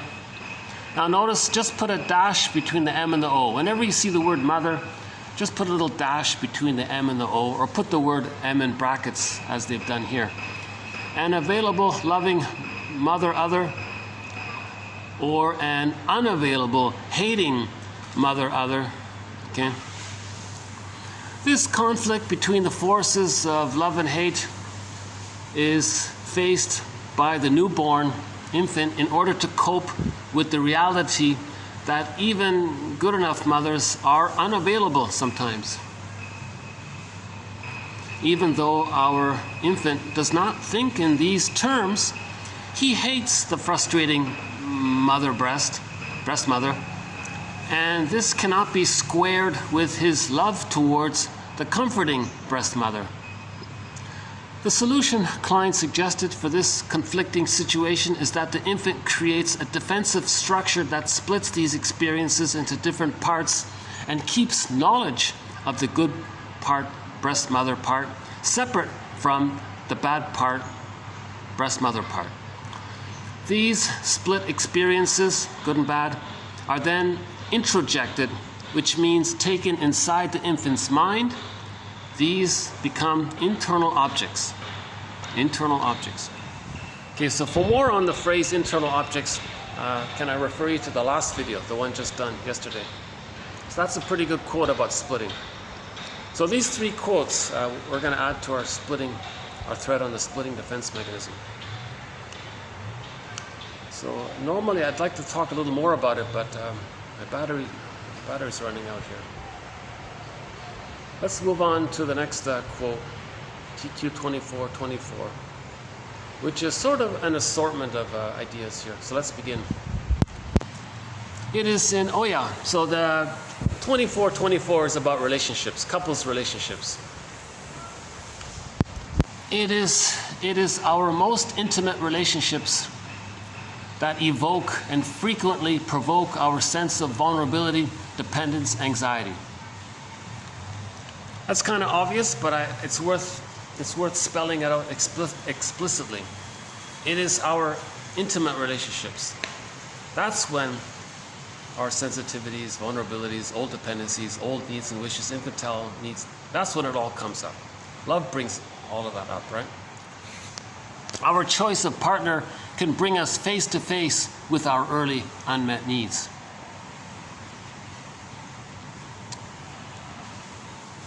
Okay, next one here. The client says she's all upset about her baby, right? So Judy says, I felt my baby was rejecting me, just like I feel that my baby's rejecting me now again, still.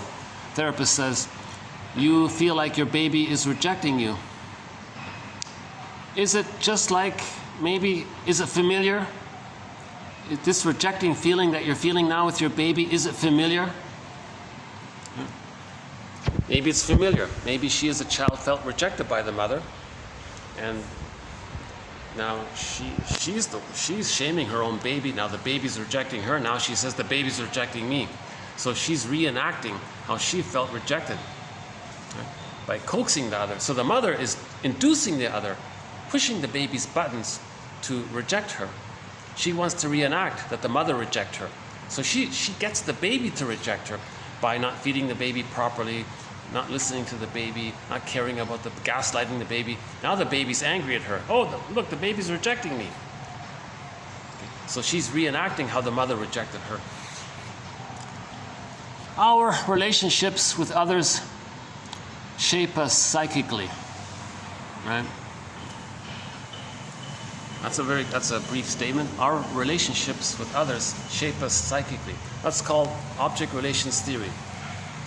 Object relations theory is the study of the internalization of interpersonal relationships. The baby has an interpersonal relationship with his mother. He internalizes it, records it puts it into the non-reporting brain, the implicit memory system brain, the pictorial world, and creates some kind of schema, map, organization, internal theater, some kind of structural setup in there based on that interpersonal relationship. And it's painful. And so he's recording him. He has to record it because it was so painful. He's got to manage it and survive it. So he's got to know it. So he's recording him. And it's deep in there. And it's so painful.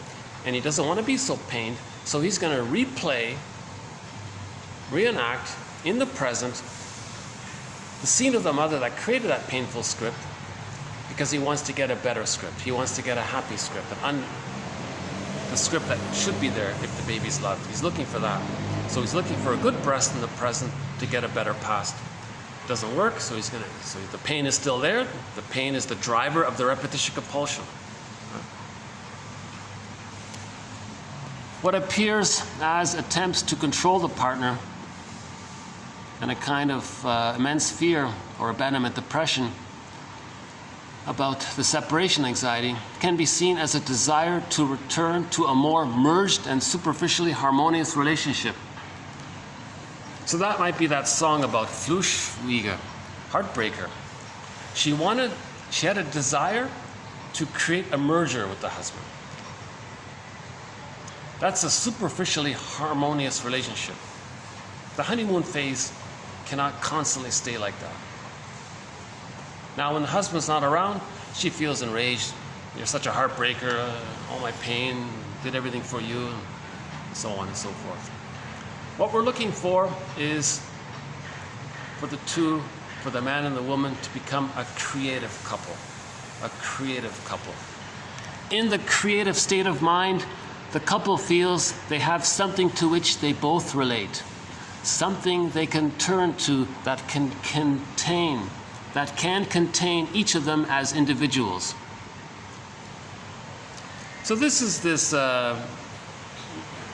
interesting feeling that if there's a sense of us, if the husband and wife have a feeling that there's an us, that there's a relationship, it's like this third power there, this synergetic thirdness, the 1 + 2 = 3. If there is this three feeling going on between the two of them, this three feeling, this us feeling,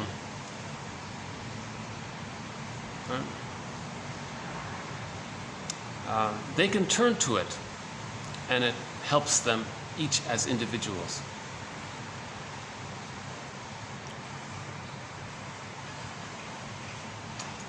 So I mentioned earlier in this video about a sitcom that only 2 episodes were aired. Luckily, they're available at least. The show was called Imagine That, and I'll play the song by Patsy Cline. It's funny, I thought I had it here today. Let's double check here. Do we have it?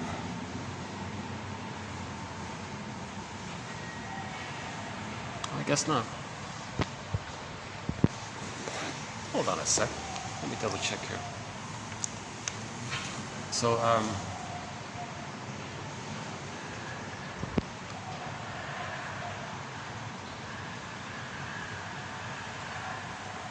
fast forward this a minute. Let's double check. I thought I downloaded this.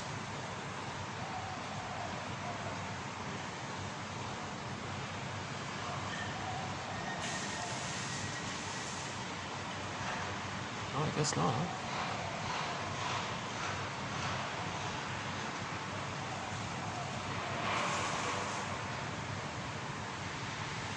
No, I guess not. Okay, it's a nice song. Patsy singer, great singer. So we'll talk more about that show, Imagine That. Great cast, very funny show. It's nice to see the woman who plays Peggy in that show, Married. That's an awful show, Married with Children. What a brutal comedy, very sadistic comedy. But anyways, the woman who plays in that show, she played the owner-manager of the TV station that the others worked for. And she made some joke about her ongoing battle with her mother, how she could never please her mother. And finally she got the last laugh because she rolled her into the retirement home and said, yeah, Now look at us. Now look at the situation now or something. So she got like a one-up missile. So she was in battle with her mother her whole life, right?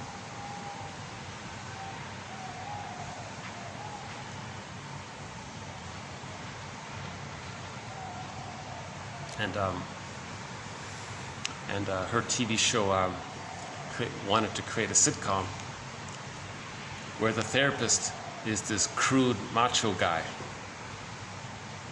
That was the shadow self of the scriptwriter. So the scriptwriter, the one who's in therapy, can't really express his feelings and all that. So he created a character of this crude, vulgar kind of person who says vulgar things. And that was his alter ego. So they created like an episode within the episode. So we saw a little snippet of that. So that was his shadow. Because that crude guy was at least saying what he wants. So the writer has a problem saying what he wants. So he liked the crude guy, because at least he could sort of be his voice for him. So that was sort of his double self. So the scriptwriter, the shy guy, or the guy who didn't know what he wants and his feelings, he created this crude guy. That was like a double for him, his alter ego.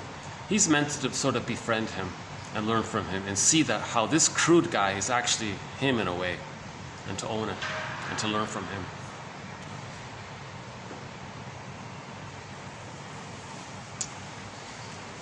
So we'll talk more about that show next time. But in the last video, I mentioned the show Help Me Help You. And we played a quote from it. Excellent.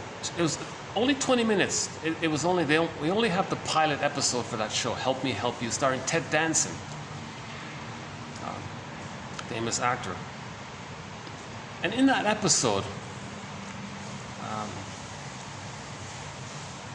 the joke about him is he's helpful towards others, but in his personal life, it's a disaster because his wife is leaving him. And when he got to know who she is leaving him for, he became enraged. And while he was expressing his rage, he took some golf clubs and bashed his own car. They played an angry song in that episode. That's a strange song. It doesn't really fit. It's an angry song. It has sort of an aggressive AC/DC sort of sound-like song. So I tried to look it up. It's a short song. I thought, whoa, that's pretty aggressive. So I'll play the song because it's an over-the-top exaggeration, but it's there to make us aware of the true thoughts of a person with a narcissistic pattern. So the song is called, what is it called again? Last Chance. Just sort of like an indie band or something. I don't like them at all, but the song says, it's about a guy. He says to the woman, look, lady here, I'm really important. I'm special, infantile megalomania. He said, I've got something others don't got. I know it all. I'm special. I'm great. I'm giving you an opportunity to idealize me and be with me. So this is your last chance. What do you say? Now, I got to tell you, if you refuse, I'm going to think nothing of you. Then that means you were useless to me. So what do you say? Are you interested? That's literally the song lyrics. Can you believe it? But that's sort of the mind of a man with a narcissistic pattern. I'm granting you the opportunity to idealize me. I'm granting you the opportunity to bask in my glow because I'm a little god and you can share in that. Now, at the same time, I'm going to shame you and hate you the whole time. I'm filled with contempt for you. But so you have the chance to receive my constant hate. But because I'm a little god, you can be with a little god. Isn't that great? Don't you want to be with a little god? That's the deal I'm offering you. Last chance.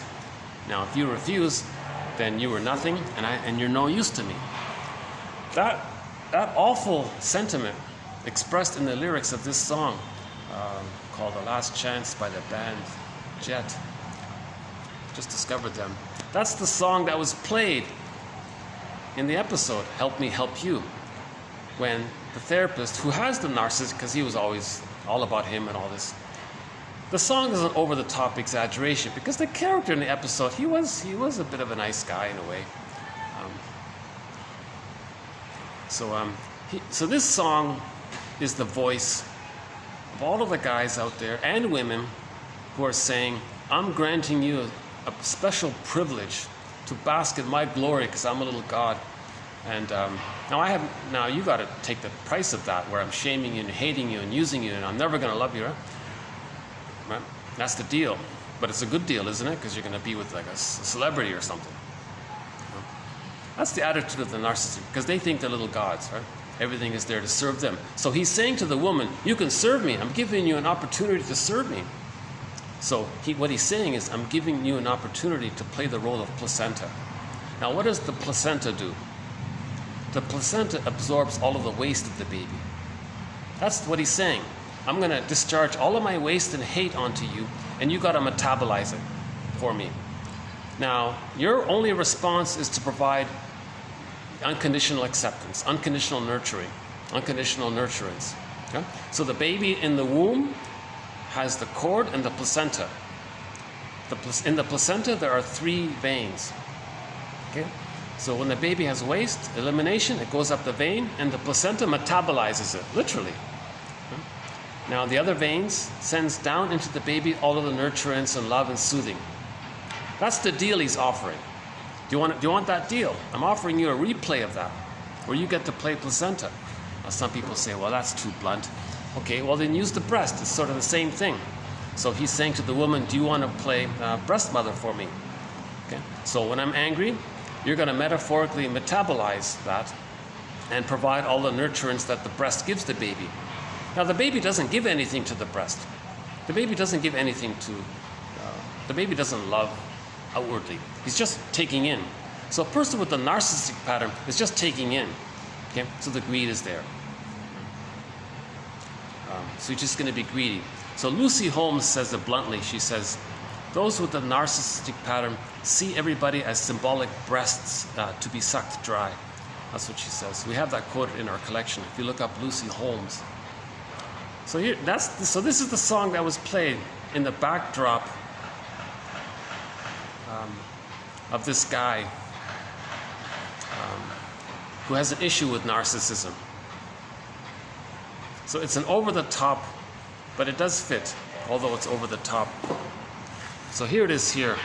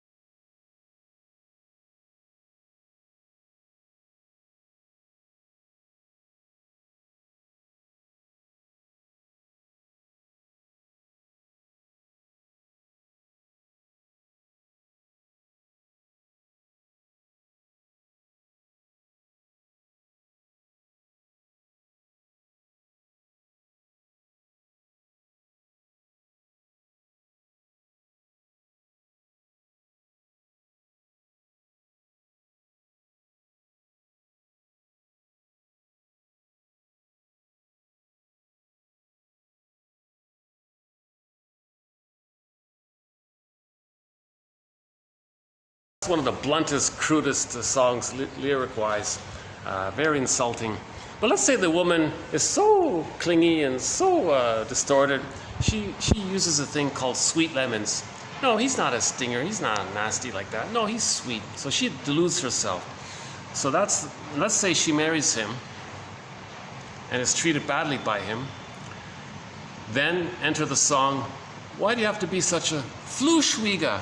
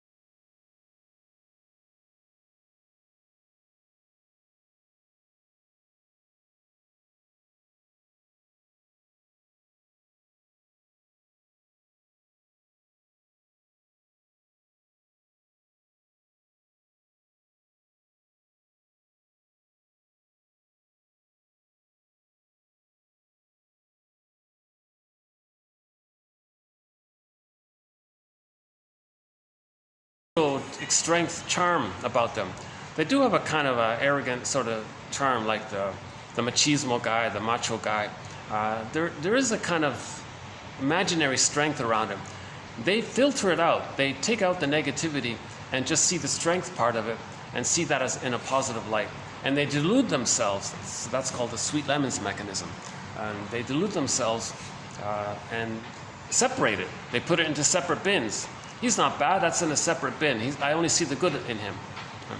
And The stinger loves that arrangement because then he can just keep shaming her, and she has to keep separating the things. So she's her heartbreaker song. She'll be fine. She'll get over it. Like, she'll move on. The stinger can't do it. The stinger can't separate from the mother and the mind. He has so-called character issue unless he changes. Now the codependent partner, it's painful to replay the disappointment, and it's really a hard feeling. But she can still learn from her mistakes and grow and read self-help books, so she can kind of progress forward. Right? But in the midst of it all, she's very disappointed and yearning in the dreaming and what could have been. It never would have been. Right? They would never be a super couple. That phrase comes from the phrase super couple comes from the phrase in that episode I'm talking about, called, from the TV episode called Imagine That. So the two had at one point the two had a problem. They went to therapy.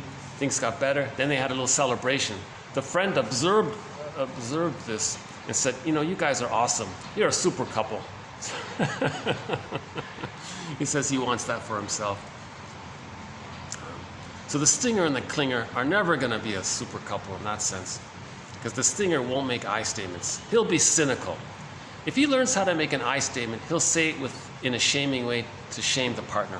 So he'll actually co-opt the brochure, the lesson of the brochure, saying, so the brochure says, don't say you always, say how you feel. So he'll say, I feel, and he'll do it, and he'll yawn, make a yawning gesture, or he'll do it in a fake way, or a shaming way, or a ridiculous way. He won't mean it. Right? So the woman, the codependent partner, sings the song, Why Do You Have to Be Such a Heartbreaker? Right? So yeah. Okay, let's move on to the next one here. So we did the fantasies one. We'll do one quote about anxiety. Next one's on anxiety. Okay, some guy named Bion defined anxiety as a premonition of emotion, often in response to internal triggers. So we are reliving the childhood repressed memories. The internal world got triggered up. Anxiety is a premonition of that. So you're feeling anxious. What's coming up here? Some fear. The fear is the memory of the mother's abandonment, the mother's impingement, the mother's shaming, right? The persecutory anxiety. So he calls anxiety a premonition of emotions from childhood now coming up. Interesting way of putting it. Okay, the next one here, the last one, 25.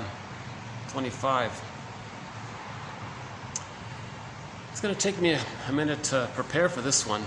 I always feel a little drained on this topic of prejudice.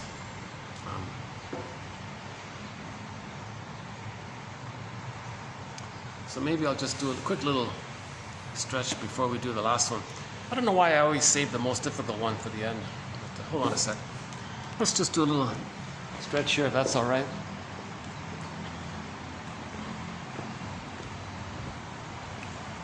Oh, it's so nice to do this on a holiday.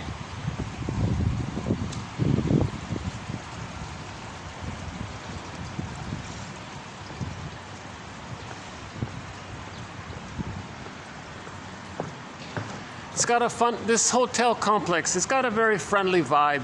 It's really a nice hotel. It's a very popular place. I can see why.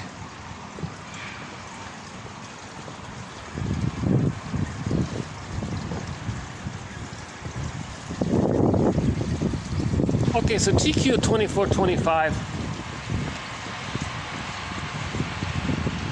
To do it some justice, I need to do some preamble for it.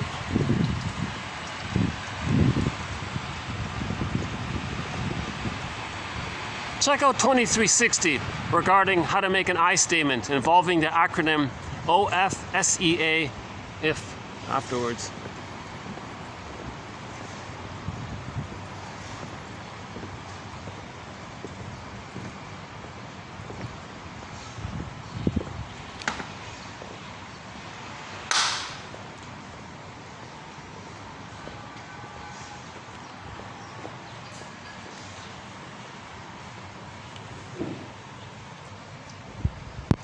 Okay, so we have a major thread called prejudice, the psychology of prejudice. Most of the quotes on it are related to the reenactment of the defense mechanisms involved with early trauma.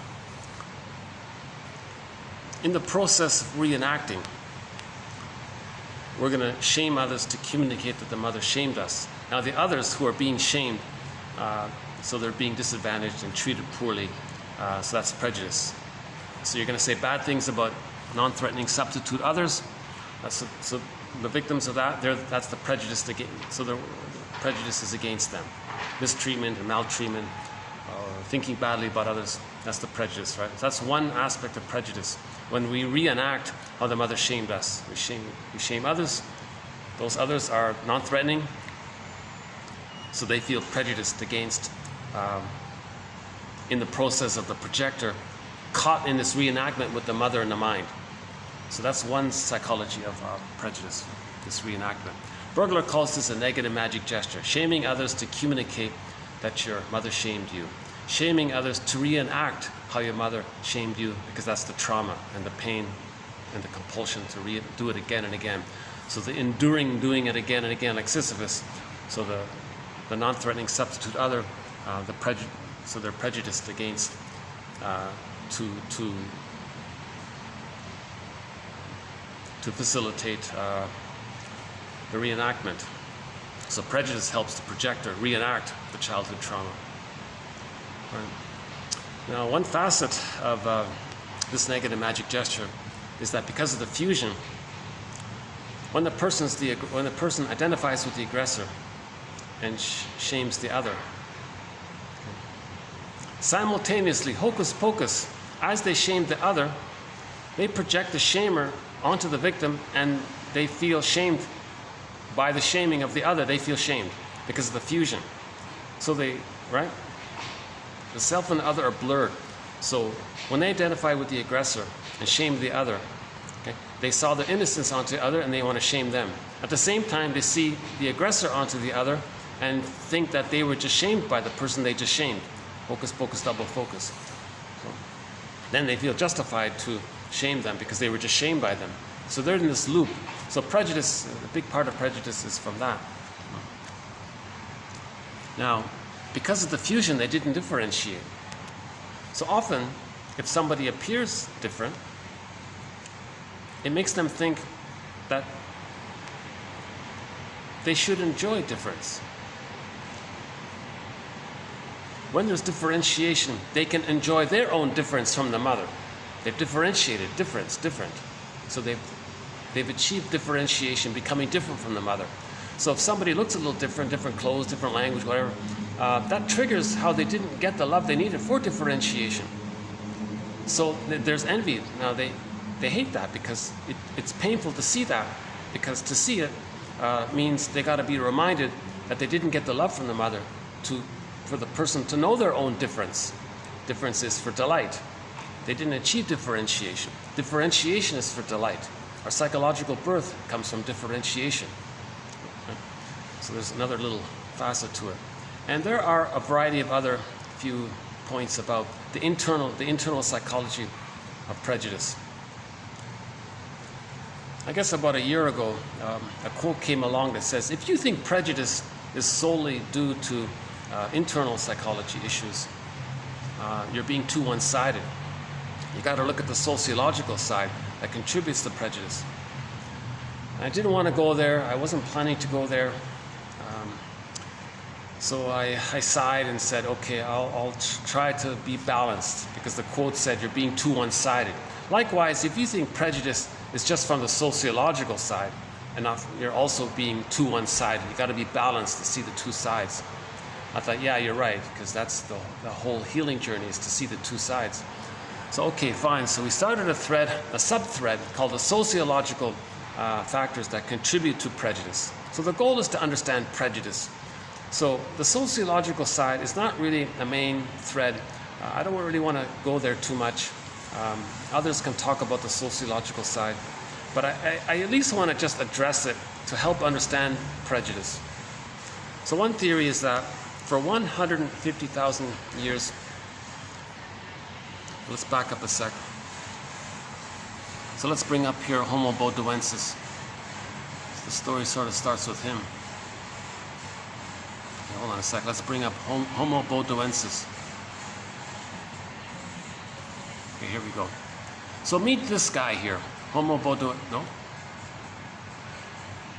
Not enough space. Oh, I'm out of storage and space. I can't even show it to you. Let me delete something here so I can see if I can get this image back up here.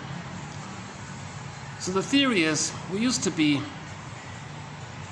Homo bodoensis.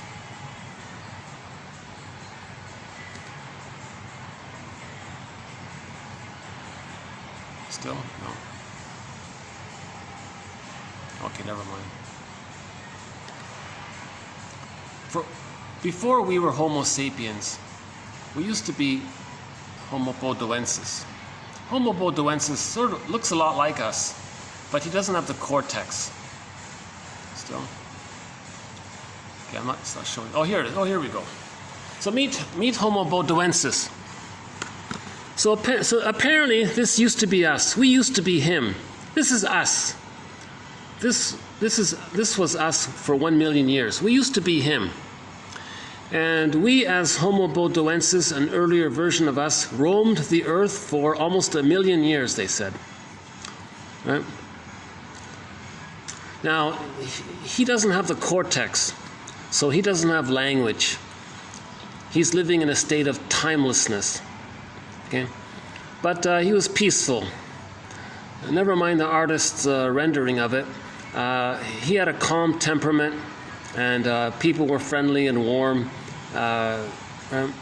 So there was no sadism and schadenfreude and cynicism and sardonic humor.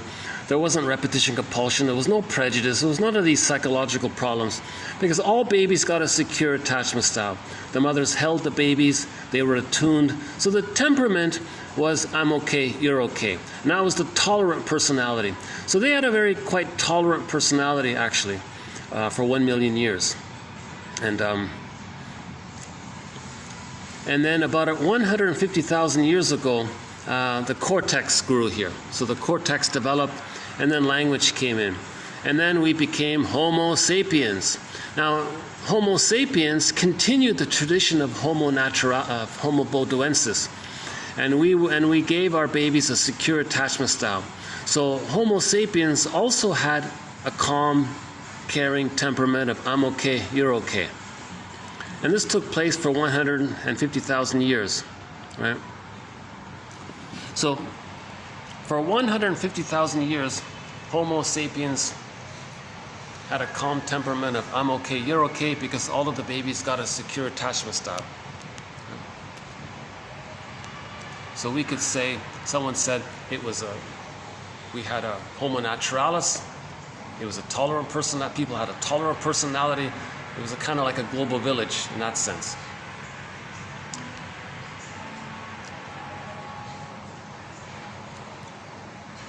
And then about 10,000 years ago, something happened.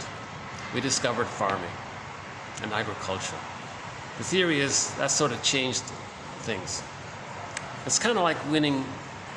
It was kind of like, my guesstimate is maybe it was kind of like winning $1 trillion. Everybody won a lottery. It was a huge boost to suddenly have endless food when we discovered farming and agriculture. And then we got used to it.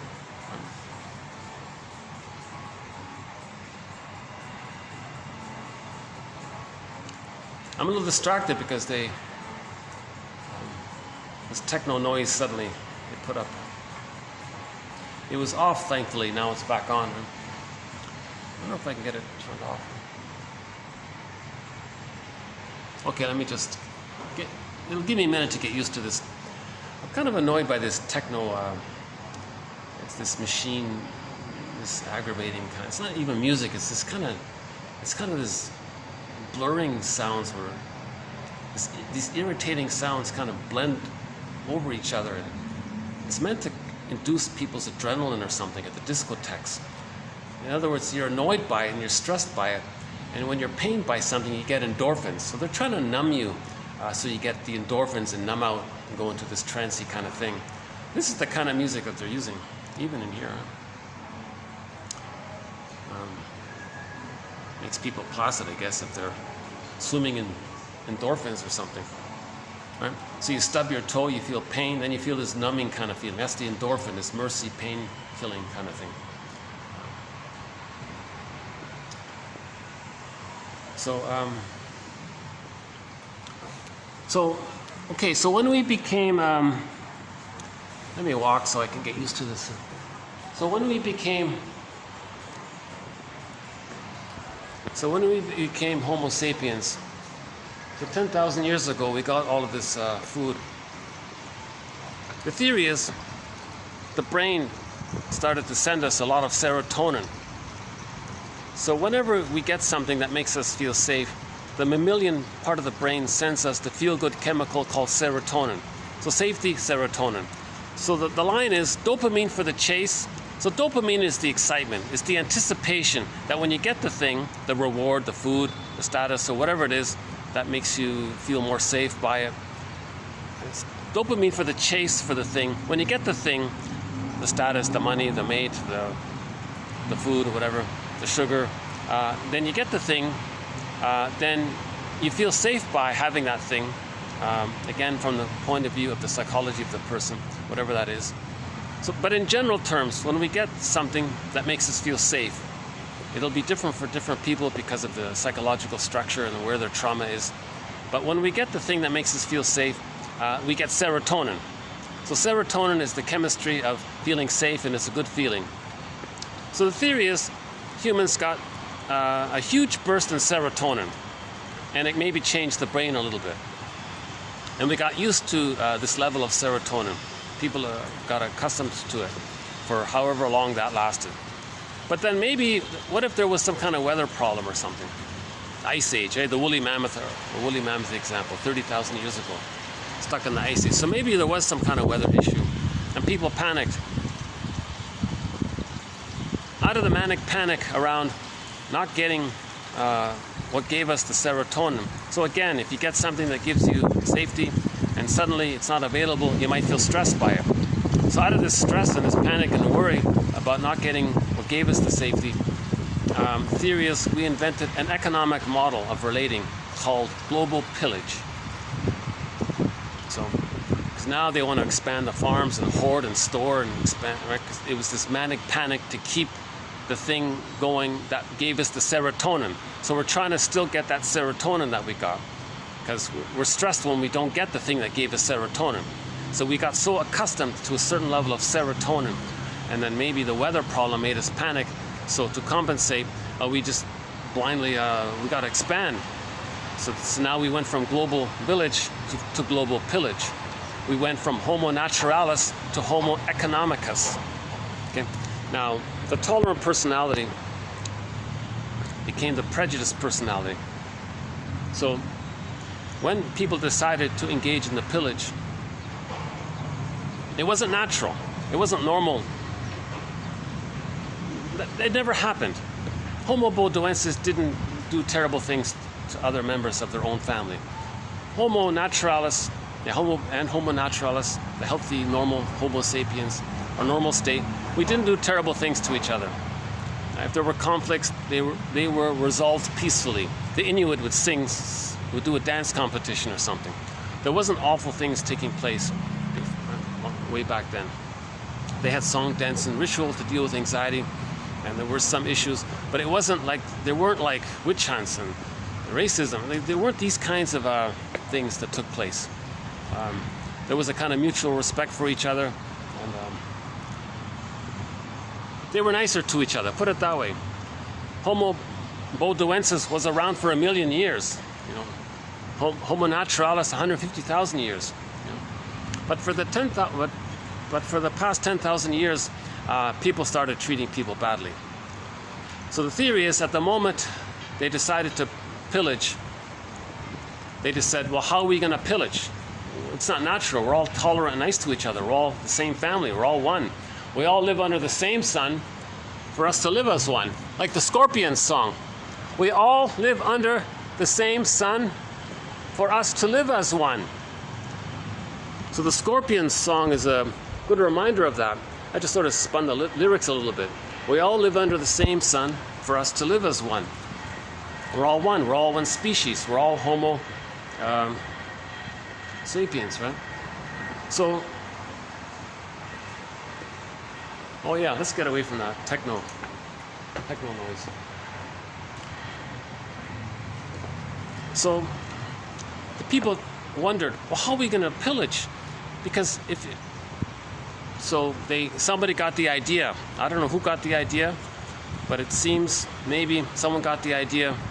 Well, we can't have a tolerant personality anymore if we're going to pillage. We need to force others to do all the work and dig up the stuff and whatever. We need to push people to quickly gulp up and store and hoard and possess. And so there was this manic panic for this plundering and pillaging. So how are we going to do this? Someone said, well, maybe we can do this. What if we traumatize the babies? Suffer the children, they call it, suffer the children. So they traumatize the babies by removing them from their mothers, something that was never done before. All babies were held by the mothers, and they got a secure attachment style. They got the love. The temperament was calm and normal, healthy temperament. I'm okay, you're okay. Right? So they removed the babies from the mothers. That shocked, that traumatized them. That's it. How does the baby cope with birth trauma? Okay? In his mind, he uses the splitting mechanism of goddess and demon in his imagery. Right? Goddess and demon is now in his mind. Now in normal development, this gets all resolved by the age of 3. Splitting becomes existential hearsay, or maybe referred to temporarily in brief moments under immense stress. But generally, it gets resolved. But when they suffered the children, when they shock traumatized the babies at birth, whoa, the baby was deeply shock traumatized. So the image of the mother is a vicious, voracious, devouring monster that wants to really gulp them up and no mercy, right? So the baby creates a very aggressive, violent image of the mother in the mind with that kind of birth shock trauma. Now he's got to compensate with some imaginary image, hallucinate some goddess in response. Okay, so he has goddess and demon in his mind.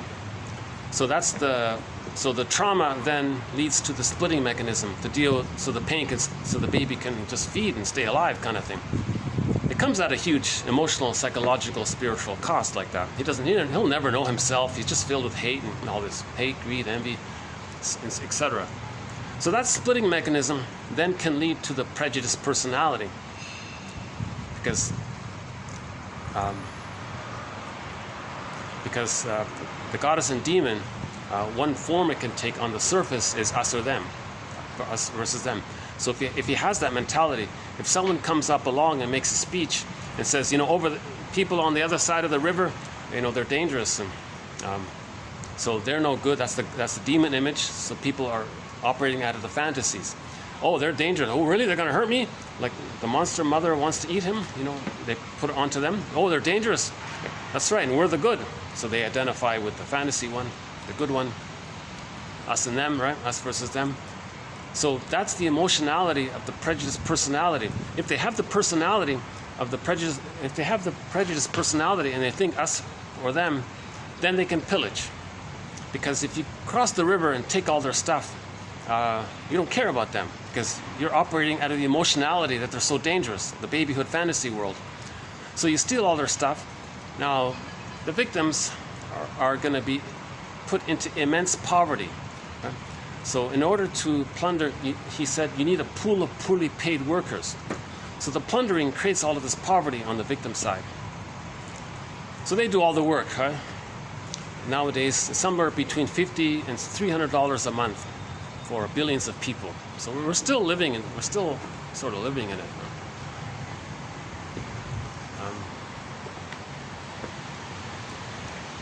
So a huge tragedy for humans to treat their fellow brothers and sisters in that way. Right? So we gone awry. Humans went awry. That's the theory. So the pillaging is going on and on and on, right? And we're destroying planet, of course, right? In the process of it, right? All the natural environment is being devastated by it. You can barely get any kind of vegetable, or you can hardly find any food that tastes worth eating, you know. It's being destroyed so much. Things are being destroyed in the plundering, and we're just in this blind plundering all the time.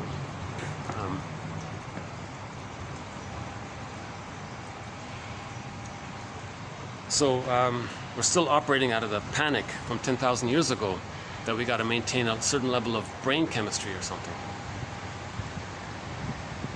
So a pool of poorly paid workers were created.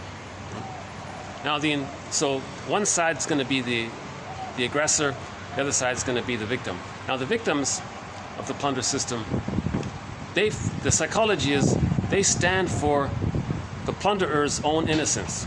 Their innocence was shamed. They see their innocence onto others and shame them.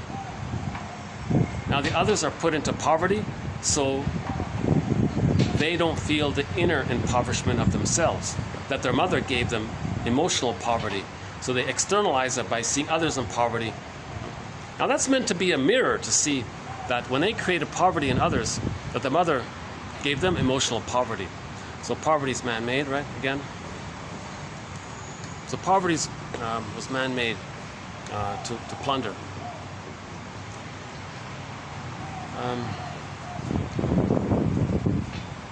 And other people can talk about all of the methods about it. You know, someone said the circling thing, the Caesar method. You circle places and you starve them, and you just tell them, you just arbitrarily say, you take everything from them, but how do they eat? So they say, oh, okay, well, we'll give you back a few crumbs, we'll give you a little money, but it's on loan to you. Your own money, we're going to lend back to you at a high interest, at a high compound interest rate. So they have no choice, they want to stay alive, right? So now they're always in perpetual debt that can't be paid. It shouldn't be there, and it can't be paid off, put it that way. So because of that, they're kept in poverty out of that. And if they want to improve their lives, well, no, you can't trade with others or make friends with others, so they circle them and don't allow trade with others to keep them impoverished, right? And keep them to do all the work, that kind of thing. And there's a whole list of sort of tactics that the plunderers use to maintain the poverty, they say. One is this,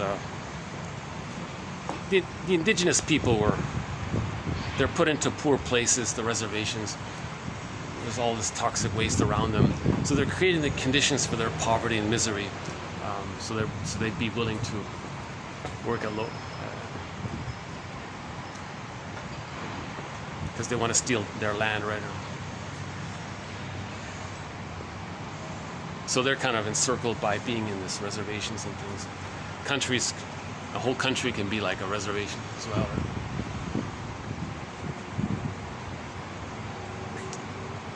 Okay, so meanwhile, all the people are so traumatized now.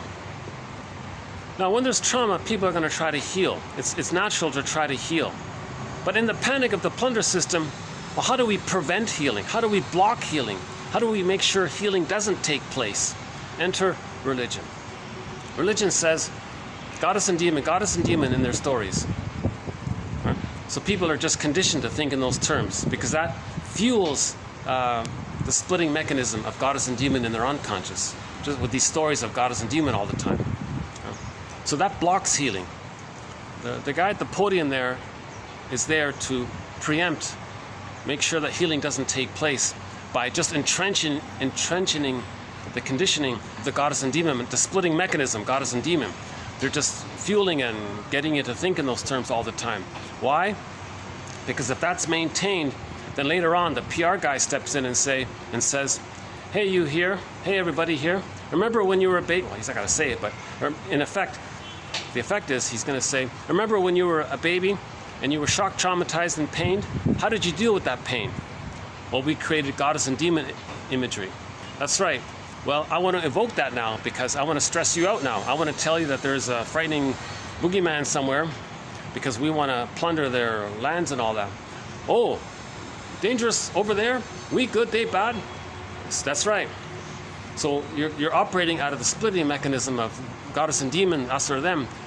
Okay? So the PR guy gets you cranked up, gives a speech, they get all excited. So they go over there, steal their stuff, and they're no good, so it's ours, we're the good ones, they're no good. So you shouldn't have it because you're no good, and we're the good ones, so we should have it. So that's the plundering technique. So religion is there to maintain the splitting, the psychology of splitting. Right? Now again, I'm not talking about the victims of the plunder system. I'm sort of just talking about, I'm trying to understand prejudice here. So I'm not trying to criticize. Keep my, cut me some slack here. I'm trying to understand prejudice ultimately. And I need to sidetrack onto the sub-sociological thing to understand prejudice. So I'm not directly criticizing anyone who has a religion in a place where their land was plundered. If they need a safe, quiet place to go to rest, oh my God, right? So we're not gonna take away the little that they have to make them feel better. Now remember, in religion, when they entrench goddess and demon, people are also stressed out. Now, one way to maintain the goddess and demon mentality is to get people to imagine the good breast in the sky and say you're one with it. It knows you, it sees you, it loves you. So all of the adjectives you would use to describe the placenta and the breast, you attribute it to an imaginary sky god image thing, cloud or whatever, some invisible place, you don't know where it is. But this thing, this mysterious, invisible, mystery place thing, entity, knows you, loves you, sees you, there for you, unconditional love, unconditional acceptance, always there for you, you can rely on it. That's describing the baby's relationship to the placenta and the baby's relationship to the breast. Okay, so if they poetically and hypnotically and energetically and charismatically describe the placenta and the breast like that, the audience members may get triggered, may get some kind of uncanny feeling, because there is in our brain an unconscious memory of feeling bliss in the womb, or maybe for those who are lucky enough to be breastfed naturally and feel safe and all that. There is some kind of unconscious memory in the brain around that. So the speaker at the podium is going to, in their chanting or whatever, or in their evocative sermon or whatever, their gambit is to trigger up in the listeners the feeling they once had as a baby. And if he's successful, the people go, whoa, they got that oceanic feeling they once had as a baby. That blissful oceanic oneness, the unico mystica feeling, that oneness feeling, that blissful heavenly feeling that all babies feel. So then the guy the speaker at the podium says, are you a believer? Oh yes, this is amazing. Oh my God, there really is such a sky entity who knows me, loves me. Good, I'll put money in the basket, I'll see you next week. So the gambit of religion is to entrench the splitting mechanism. Now one way to keep it going is to imagine the good breast in the sky, right? Or Lloyd DeMaz says what they do is actually put the phantom placenta, because when they remove the babies, there's a phantom placenta. Where's the placenta? You're not supposed to remove it so quickly like that. So you imagine your own placenta that you're missing, right? And put it in the sky, and imagine that link there, the umbilical cord.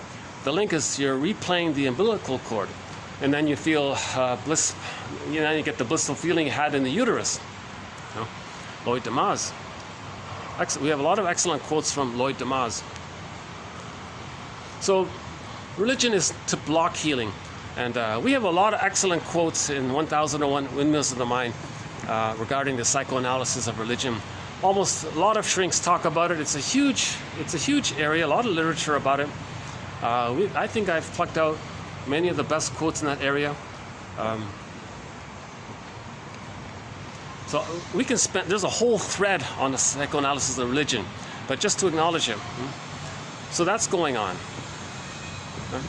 Now related to it is the sociological factor that contribute to prejudice. There's the schooling, the work of Jane Elliott, and you can see the propaganda and the advertising. It appeals to your infantile fantasy needs and wishes for fusion and all that. So the next quote we're going to do is we're going to add a quote. Okay, we're going to add two quotes, or one quote with two parts to our thread on the sociological factors that contribute to prejudice. So that's my goal, to understand prejudice.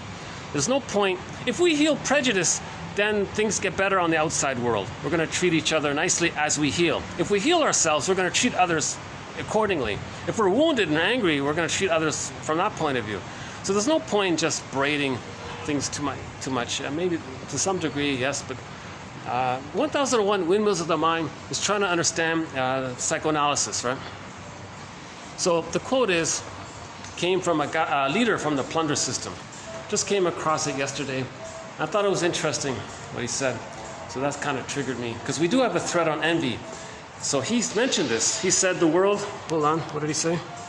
He said the world is run by envy, not greed, he said. Well, I think he's half right. Hold on a sec. Still got it? What is it exactly? The world is run by envy or something. Envy runs the world or something like that. The world is driven by envy. That caught my attention. It was sort of a confession, in my opinion. Because he's a short seller, right? This guy's a multi-billionaire short seller. So short seller is you profit off the disadvantage of others. That's the plunder system, right? So you plan in advance that you're going to plunder something. You get investors to give you money based on it. And you promise a certain share of it, but you lead them to think one way and they think another way. Anyways, when a bunch of people get together to plunder, it's called short selling, I guess. So he was a famous short seller, and he said, the world is run by envy. Because most people say the world is run by greed. He said, no, it's more by envy. Because what are you doing when you're plundering? You're seeing something. If you ever see anything goodness, if you see any kind of goodness, you want to gulp it in. Right? That's the greed. Plus, you don't want to see any goodness, so you damage it. He thinks the plunder system is more about damaging what's good, to not be reminded of not being able to get the goodness. Because the billionaire absorbs a lot of money already. Lives in luxurious lifestyle already. What more can he get? But he's still got the psychology. So maybe initially he's motivated by greed. But once the 1% or whatever it is, however you want to call them, the short sellers, whatever, once they get,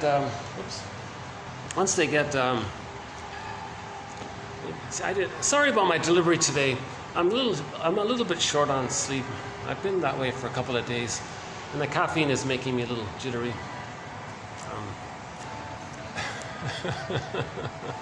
Blame the caffeine. Okay, come on, Mark. So I think, if I understand it correctly, he did mention something about that. He said he's got everything he wants. What more is there to do? It didn't work. The greed didn't work. There's still some energy there to reenact the trauma with the mother. So to reenact the trauma with the mother is, if the greed is finished, then there's envy. So grenvy has two parts. Greed plus envy is grenvy. So I think grenvy runs the world from his perspective, if he's going to say that. Or the world is driven by grenvy. Not just either or, greed or envy. The world is driven by grenvy in terms of the global Homo economicus, global pillage system. Grenvy. So first the greed, just take it, steal it. Okay, so there's that famous quote about the diplomat. The diplomat is the one who steals your watch and then charges you for the time. But when he charges you, you don't have money because the diplomat stole your watch, so you don't have a watch. So how do you know the time? He says, well, I'll lend you some money so I can tell you the time, but you got to pay back a compound interest. He can't do it because he has no watch. All of his resources were taken, kind of thing. So that keeps them down. Right? That keeps them impoverished and all that. So that's the greed. It takes it, but then it keeps people down. Now, you may take pleasure by seeing others down, because the mother took pleasure downing the baby. When the mother shamed the baby was downed, the mother got one up. She got serotonin, she felt pleasure.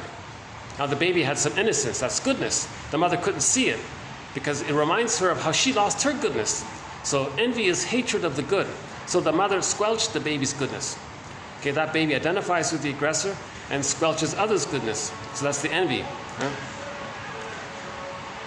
So I think, I think the world is driven by Grenby from his point of view.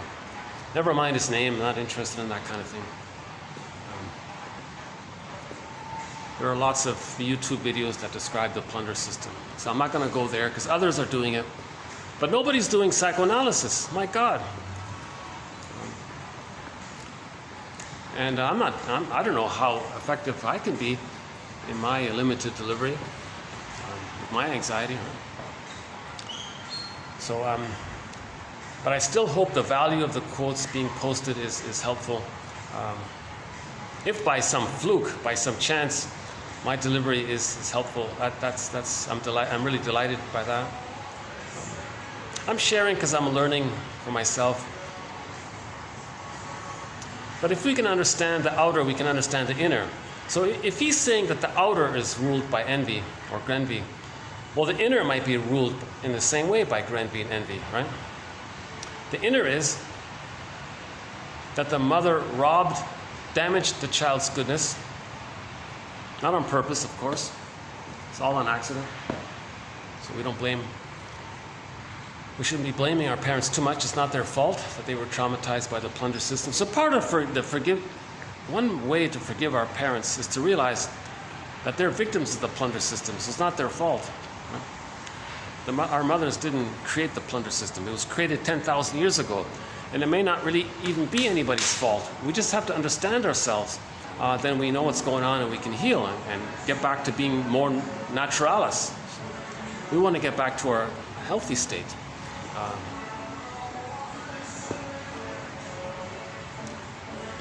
Every time I come here, they play the same looped half an hour, 1 hour thing, right? I'm starting to get used to it. I'm starting to.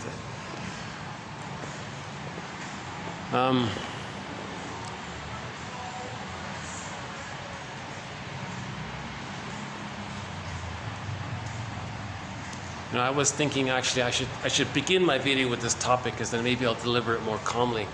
But by the end of this video, maybe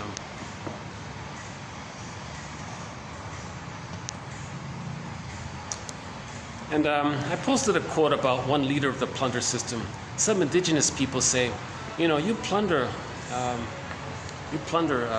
around the world using a slogan of prejudice called principle of discovery.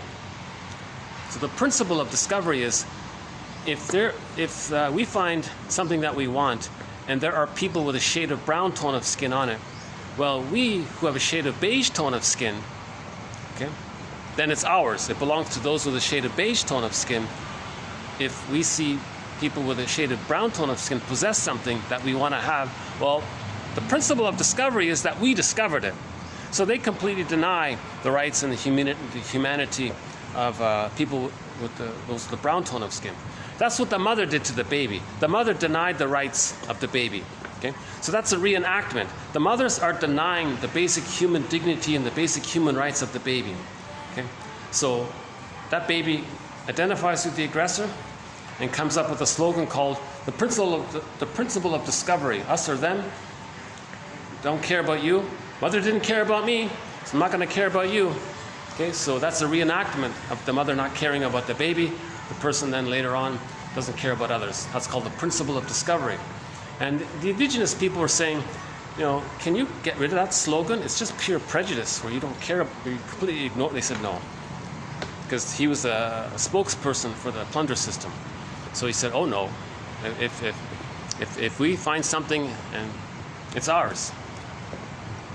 So it was a very prejudiced, a very blunt, direct statement, that still in the year 2022, of an open display of the prejudiced personality. And we did another one recently about the guy who said something about garden and jungle one. That imagery of garden and jungle is meant to evoke the goddess and demon in our unconscious. So he gave some speech about garden and jungle. The listeners, he was brainwashing new recruits to the plunder system. So he was using this thing about garden and jungle. And the purpose of that is to evoke the unconscious imagery. Remember, we're motivated by unconscious fantasies. So you bring up those unconscious fantasies of goddess and demon, triggered by the storytelling of a garden and jungle. So now the new recruits think, oh yeah, us versus them. So we're the better, so they're the danger, so we can take, that justifies that we can take it. Principle of discovery, we can take it because then we're safe. And that fuels the greed and the plunder and the envy. So I want to update what this person said. The plunder system is motivated by envy. They're both going on at the same time. And the second part of that quote is a huge question mark. I don't get this, to be honest with you. I don't get this. But here it is here. When the client projects something of himself into the group, it is lost. Because as part of the group, it becomes fundamentally a separate thing. It sounds sort of coherent what he's saying, but it's a really woo-woo kind of thing here. Because if the individual has infantile rage, right? The back can hold some of it. Sarno says the stress goes in our musculature and all that. But it's endless, right? The loop is going on within. The loop is going on within. The body can hold so much. And then what? Well, you can project your boogeyman image outwardly. Now, if each individual does it collectively, that means the group concept is now is energized by each individual projecting the boogeyman image outwardly. So he said here, when the client projects something of himself into the group, it is lost because as part of the group, it becomes fundamentally a separate thing. So he said here, Hinchell would, that people can be nice to each other if their group activity, not the individual activity, if the group activity is expressing some kind of rageful thing, harmful thing outwardly, the group is harmful, not the individuals.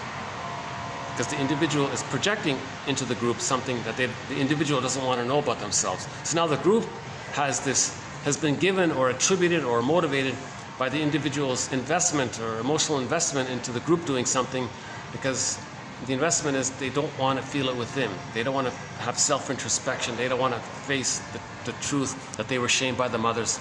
They don't want to do that. Right? The greatest hurt of all, mother betrayed me. So they don't want to face that. To not face that, they're just going to say, group, you do aggressive things to express my rage at my mother. Right?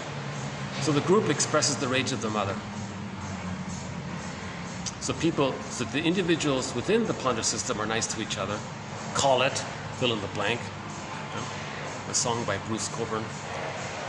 Played that a while ago. And then the group activity does the plundering, and they do very cruel things. The cruelty is an expression of the envy of each individual. Plus, each individual is taking refuge in the infantile megalomania that is so important. Plus, the individual gets the benefit of a defense against complicated grief because they can't mourn, they have the melancholia. So the group doing all these manic, aggressive outward things, controlling others, the debt, arbitrarily telling people we stole your umbrella, you want to use it, you got to borrow it from us. No, we stole your watch, you want to know the time, well you got to pay us for it, so now you're in debt to know the time. So this manic activity of the plundering system is a defense against each individual not being able to admit the truth that the mother failed them, and forgiving the mother because the mother she was also failed by her mother. So we got to get to this emotionality of the mother was failed, and that's why she failed us. The mother failing us is for her to see that she received failure from her mother. So reenactment, intergenerational trauma is reenactment. That's all a mirror to see that there's trauma. Russell says reenactment, transference reenactment, repetition compulsion is a mirror to know that there's trauma. Then feelings come up by this. Feelings then start to come up by this when we talk about it in the presence of a caring witness. So we do need the presence of a caring witness because they provide the safety. When you feel safe with somebody, your pent-up feelings can come up. So we talked about this issue in the last video about humor. But in general, when you feel safe, all of the feelings that you held down can start to come up at delayed onset. The mechanism is similar to humor. When you're stressed out by the first part of the joke and you don't understand benign violation, knock knock, who's there, you're a little tense, then they tell you the answer, you feel a little release, you might laugh or something. Sadness, the same thing. You have this complicated grief, this pathological melancholia all of your life. So you have this buried sadness all of your life. And one day you talk to a person who's a caring witness. Whoa, a lot of stuff, a lot of emotions can come up. A person can start hugely crying the weight that they've been carrying. So grief is healed. You need the safety of the presence of a caring witness. That's the yin of healing. The yin. Healing is yin and yang.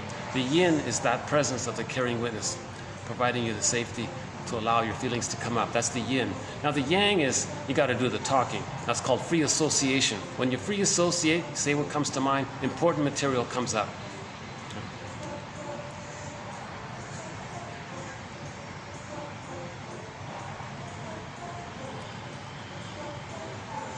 So people who work for an organization that's part of the plunder system, they don't think about their role. They just think, well, that's the group is doing it. The group thing is doing it. They're detached from it because they don't want to admit their projection into the group thing.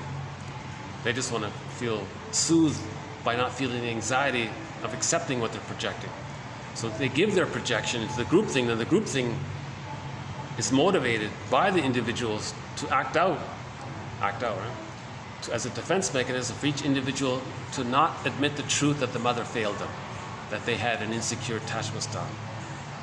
I'm sure people with a secure attachment style are not engaged in aggressive things that hurt others.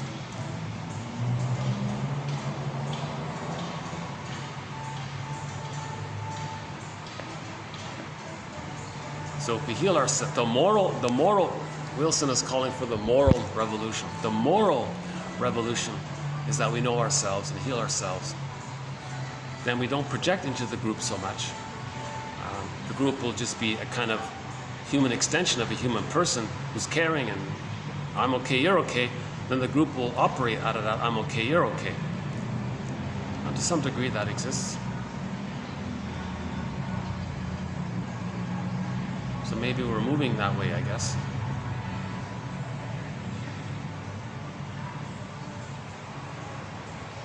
When people say we got a conscious, what is it, conscious?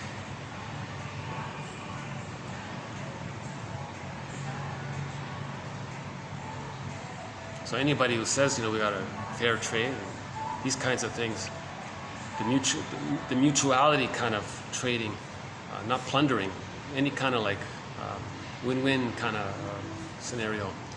Doesn't have to be perfect, but any kind of where the two are better off.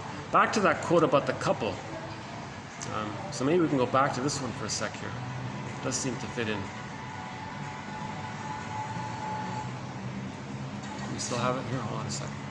About the us one. Where is it? Oh yeah, the creative couple. In the creative state of mind.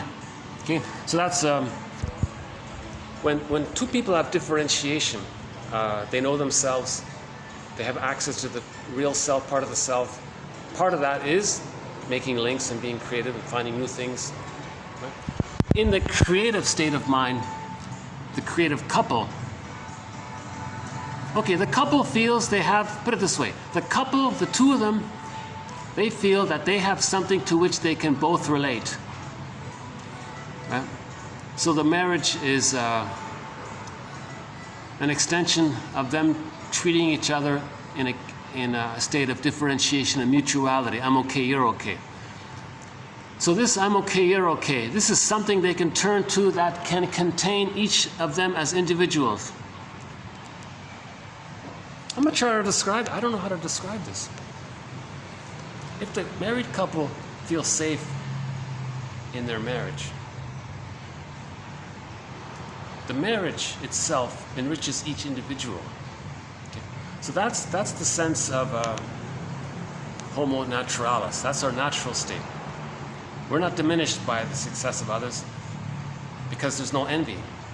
We're healed. When we're healed, there's no envy. There's no greed and envy. That's gone. I read one slogan once that said, friendship first, competition second. Friendship first, competition second. I thought that was pretty good, right? I think it was for a ping pong game or something. So friendship first. That's the creative couple. Because there's no greed or envy in friendship. And you know if the other's successful, because they don't have envy and greed, they're not going to put you down out of their trauma.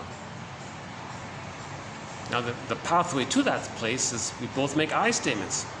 Like that sitcom called Imagine That. Imagine that. Imagine two people making I statements. Instead of saying you always, they say I feel. That's exactly the message of that episode. Imagine that. It's at least, yeah, so it's online, that one there.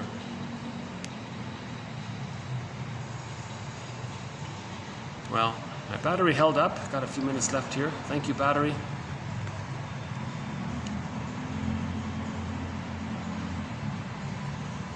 So in today's video, we did a little bit about the therapy process, linking together the relationship with the therapist, the relationship the client has with others, and the relationship they had with their parents long ago. Link it all up.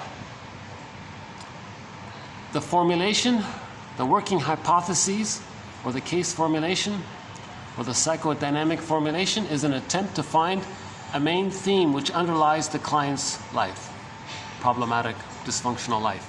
The formulation brings together the presenting problem, okay, when it began, and to see it live here and now in the interview between the client and the therapist, an example of it, to make a link, right? Acting out, projective identification, splitting. There's not some good quotes about splitting, I think. And the one about couples. Our choice of partner can bring us face to face with our early unmet needs. It is our most intimate relationships that evoke and frequently provoke our sense of vulnerability, dependency, and anxiety. Okay? So we are reliving the infantile emotions in a close relationship. And we choose partners to help facilitate that.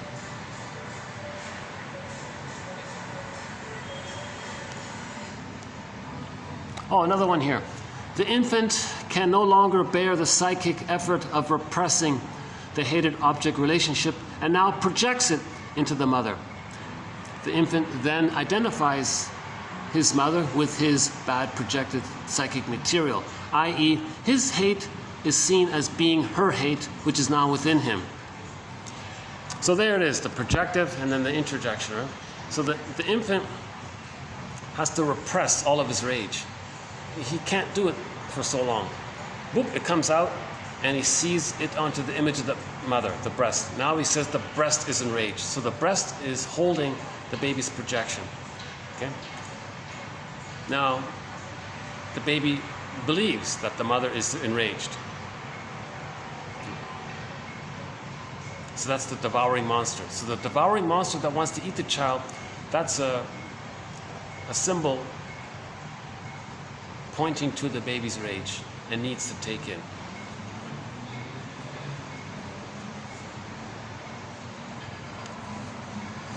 What appears, oh yeah, so if one partner wants to control the other partner and the other partner is threatening to leave, and it brings up an immense anxiety, that's in relation to unmet needs for symbiosis. The merging didn't take place for the person as a baby. The loss of the idealized, merged other is experienced as a deep sense of betrayal. The greatest hurt of all, mother betrayed us. The mother didn't offer the symbiosis. The mother didn't offer the idealized merging. Later on, you try to recreate it with someone else. You think you might. The honeymoon phase promises it. They step out of the honeymoon phase. A deep sense of betrayal. So here's a good one. The loss of the idealized, merged other. Okay, romantic love one. Yeah, in that episode called Imagine That. There was a character in there who was going through this.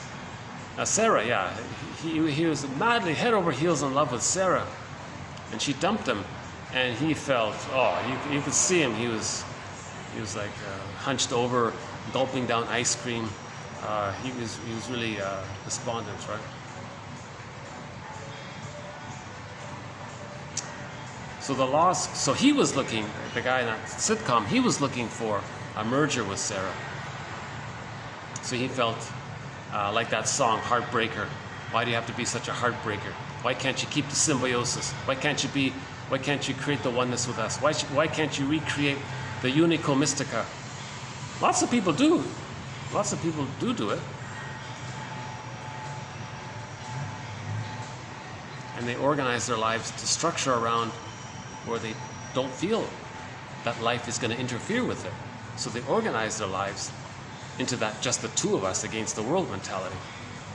And they're kind of stuck there.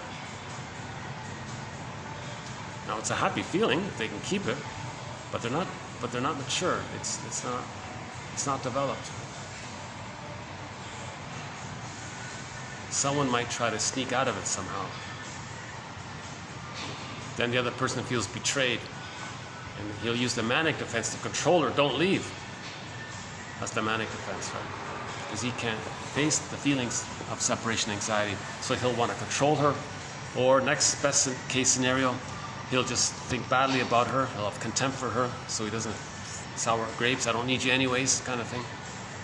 Or if he's super successful in some other way, then maybe he can placate himself that way. You know.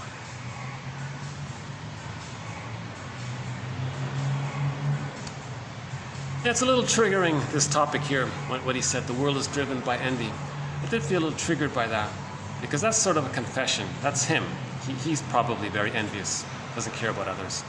And he profits, he makes billions of dollars by the destruction of countries and the poverty around the world. So he's envious of whatever goodness that he might see in human beings out there. Destroy it, make them suffer, make them in pain. He's got envy. So this short seller is filled with envy. So he confessed near the end of his life, the world is driven by envy, meaning he did what he did by envy. And his occupation was a short seller. He was a short seller. Short seller, the dung of the... Ironically, another short seller calls short selling the dung of the... Jesus Christ.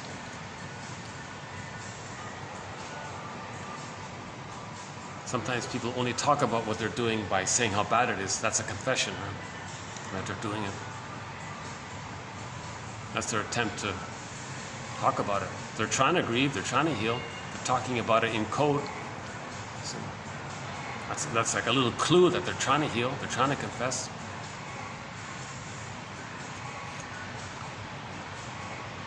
Why do you have to be such a flugwiger?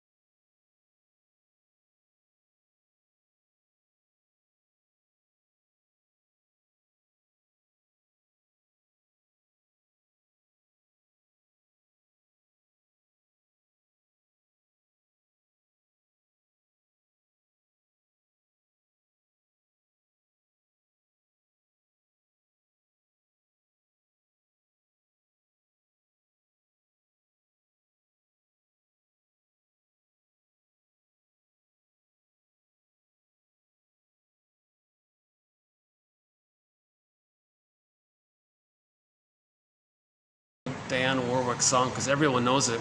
So I thought I'd play the German one by Katja Epstein. Pretty good version. Sounds very familiar the way she sings it. Let's end up with a little bit of classic rock. How about First Time for Everything, Coney Hatch?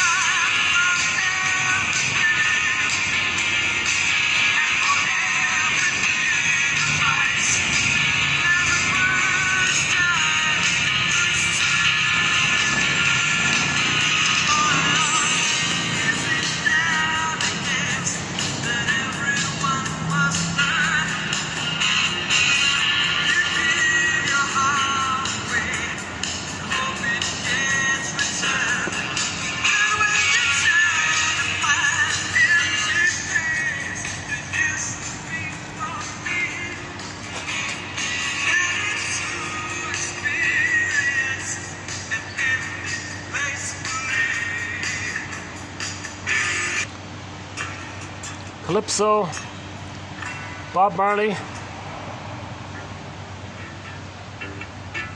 Beatrice Deer. Oh my God, we haven't played Beatrice Deer in a while. Beatrice Deer, one of our musical voices. Beatrice Deer, a song called Nalu Li Rana.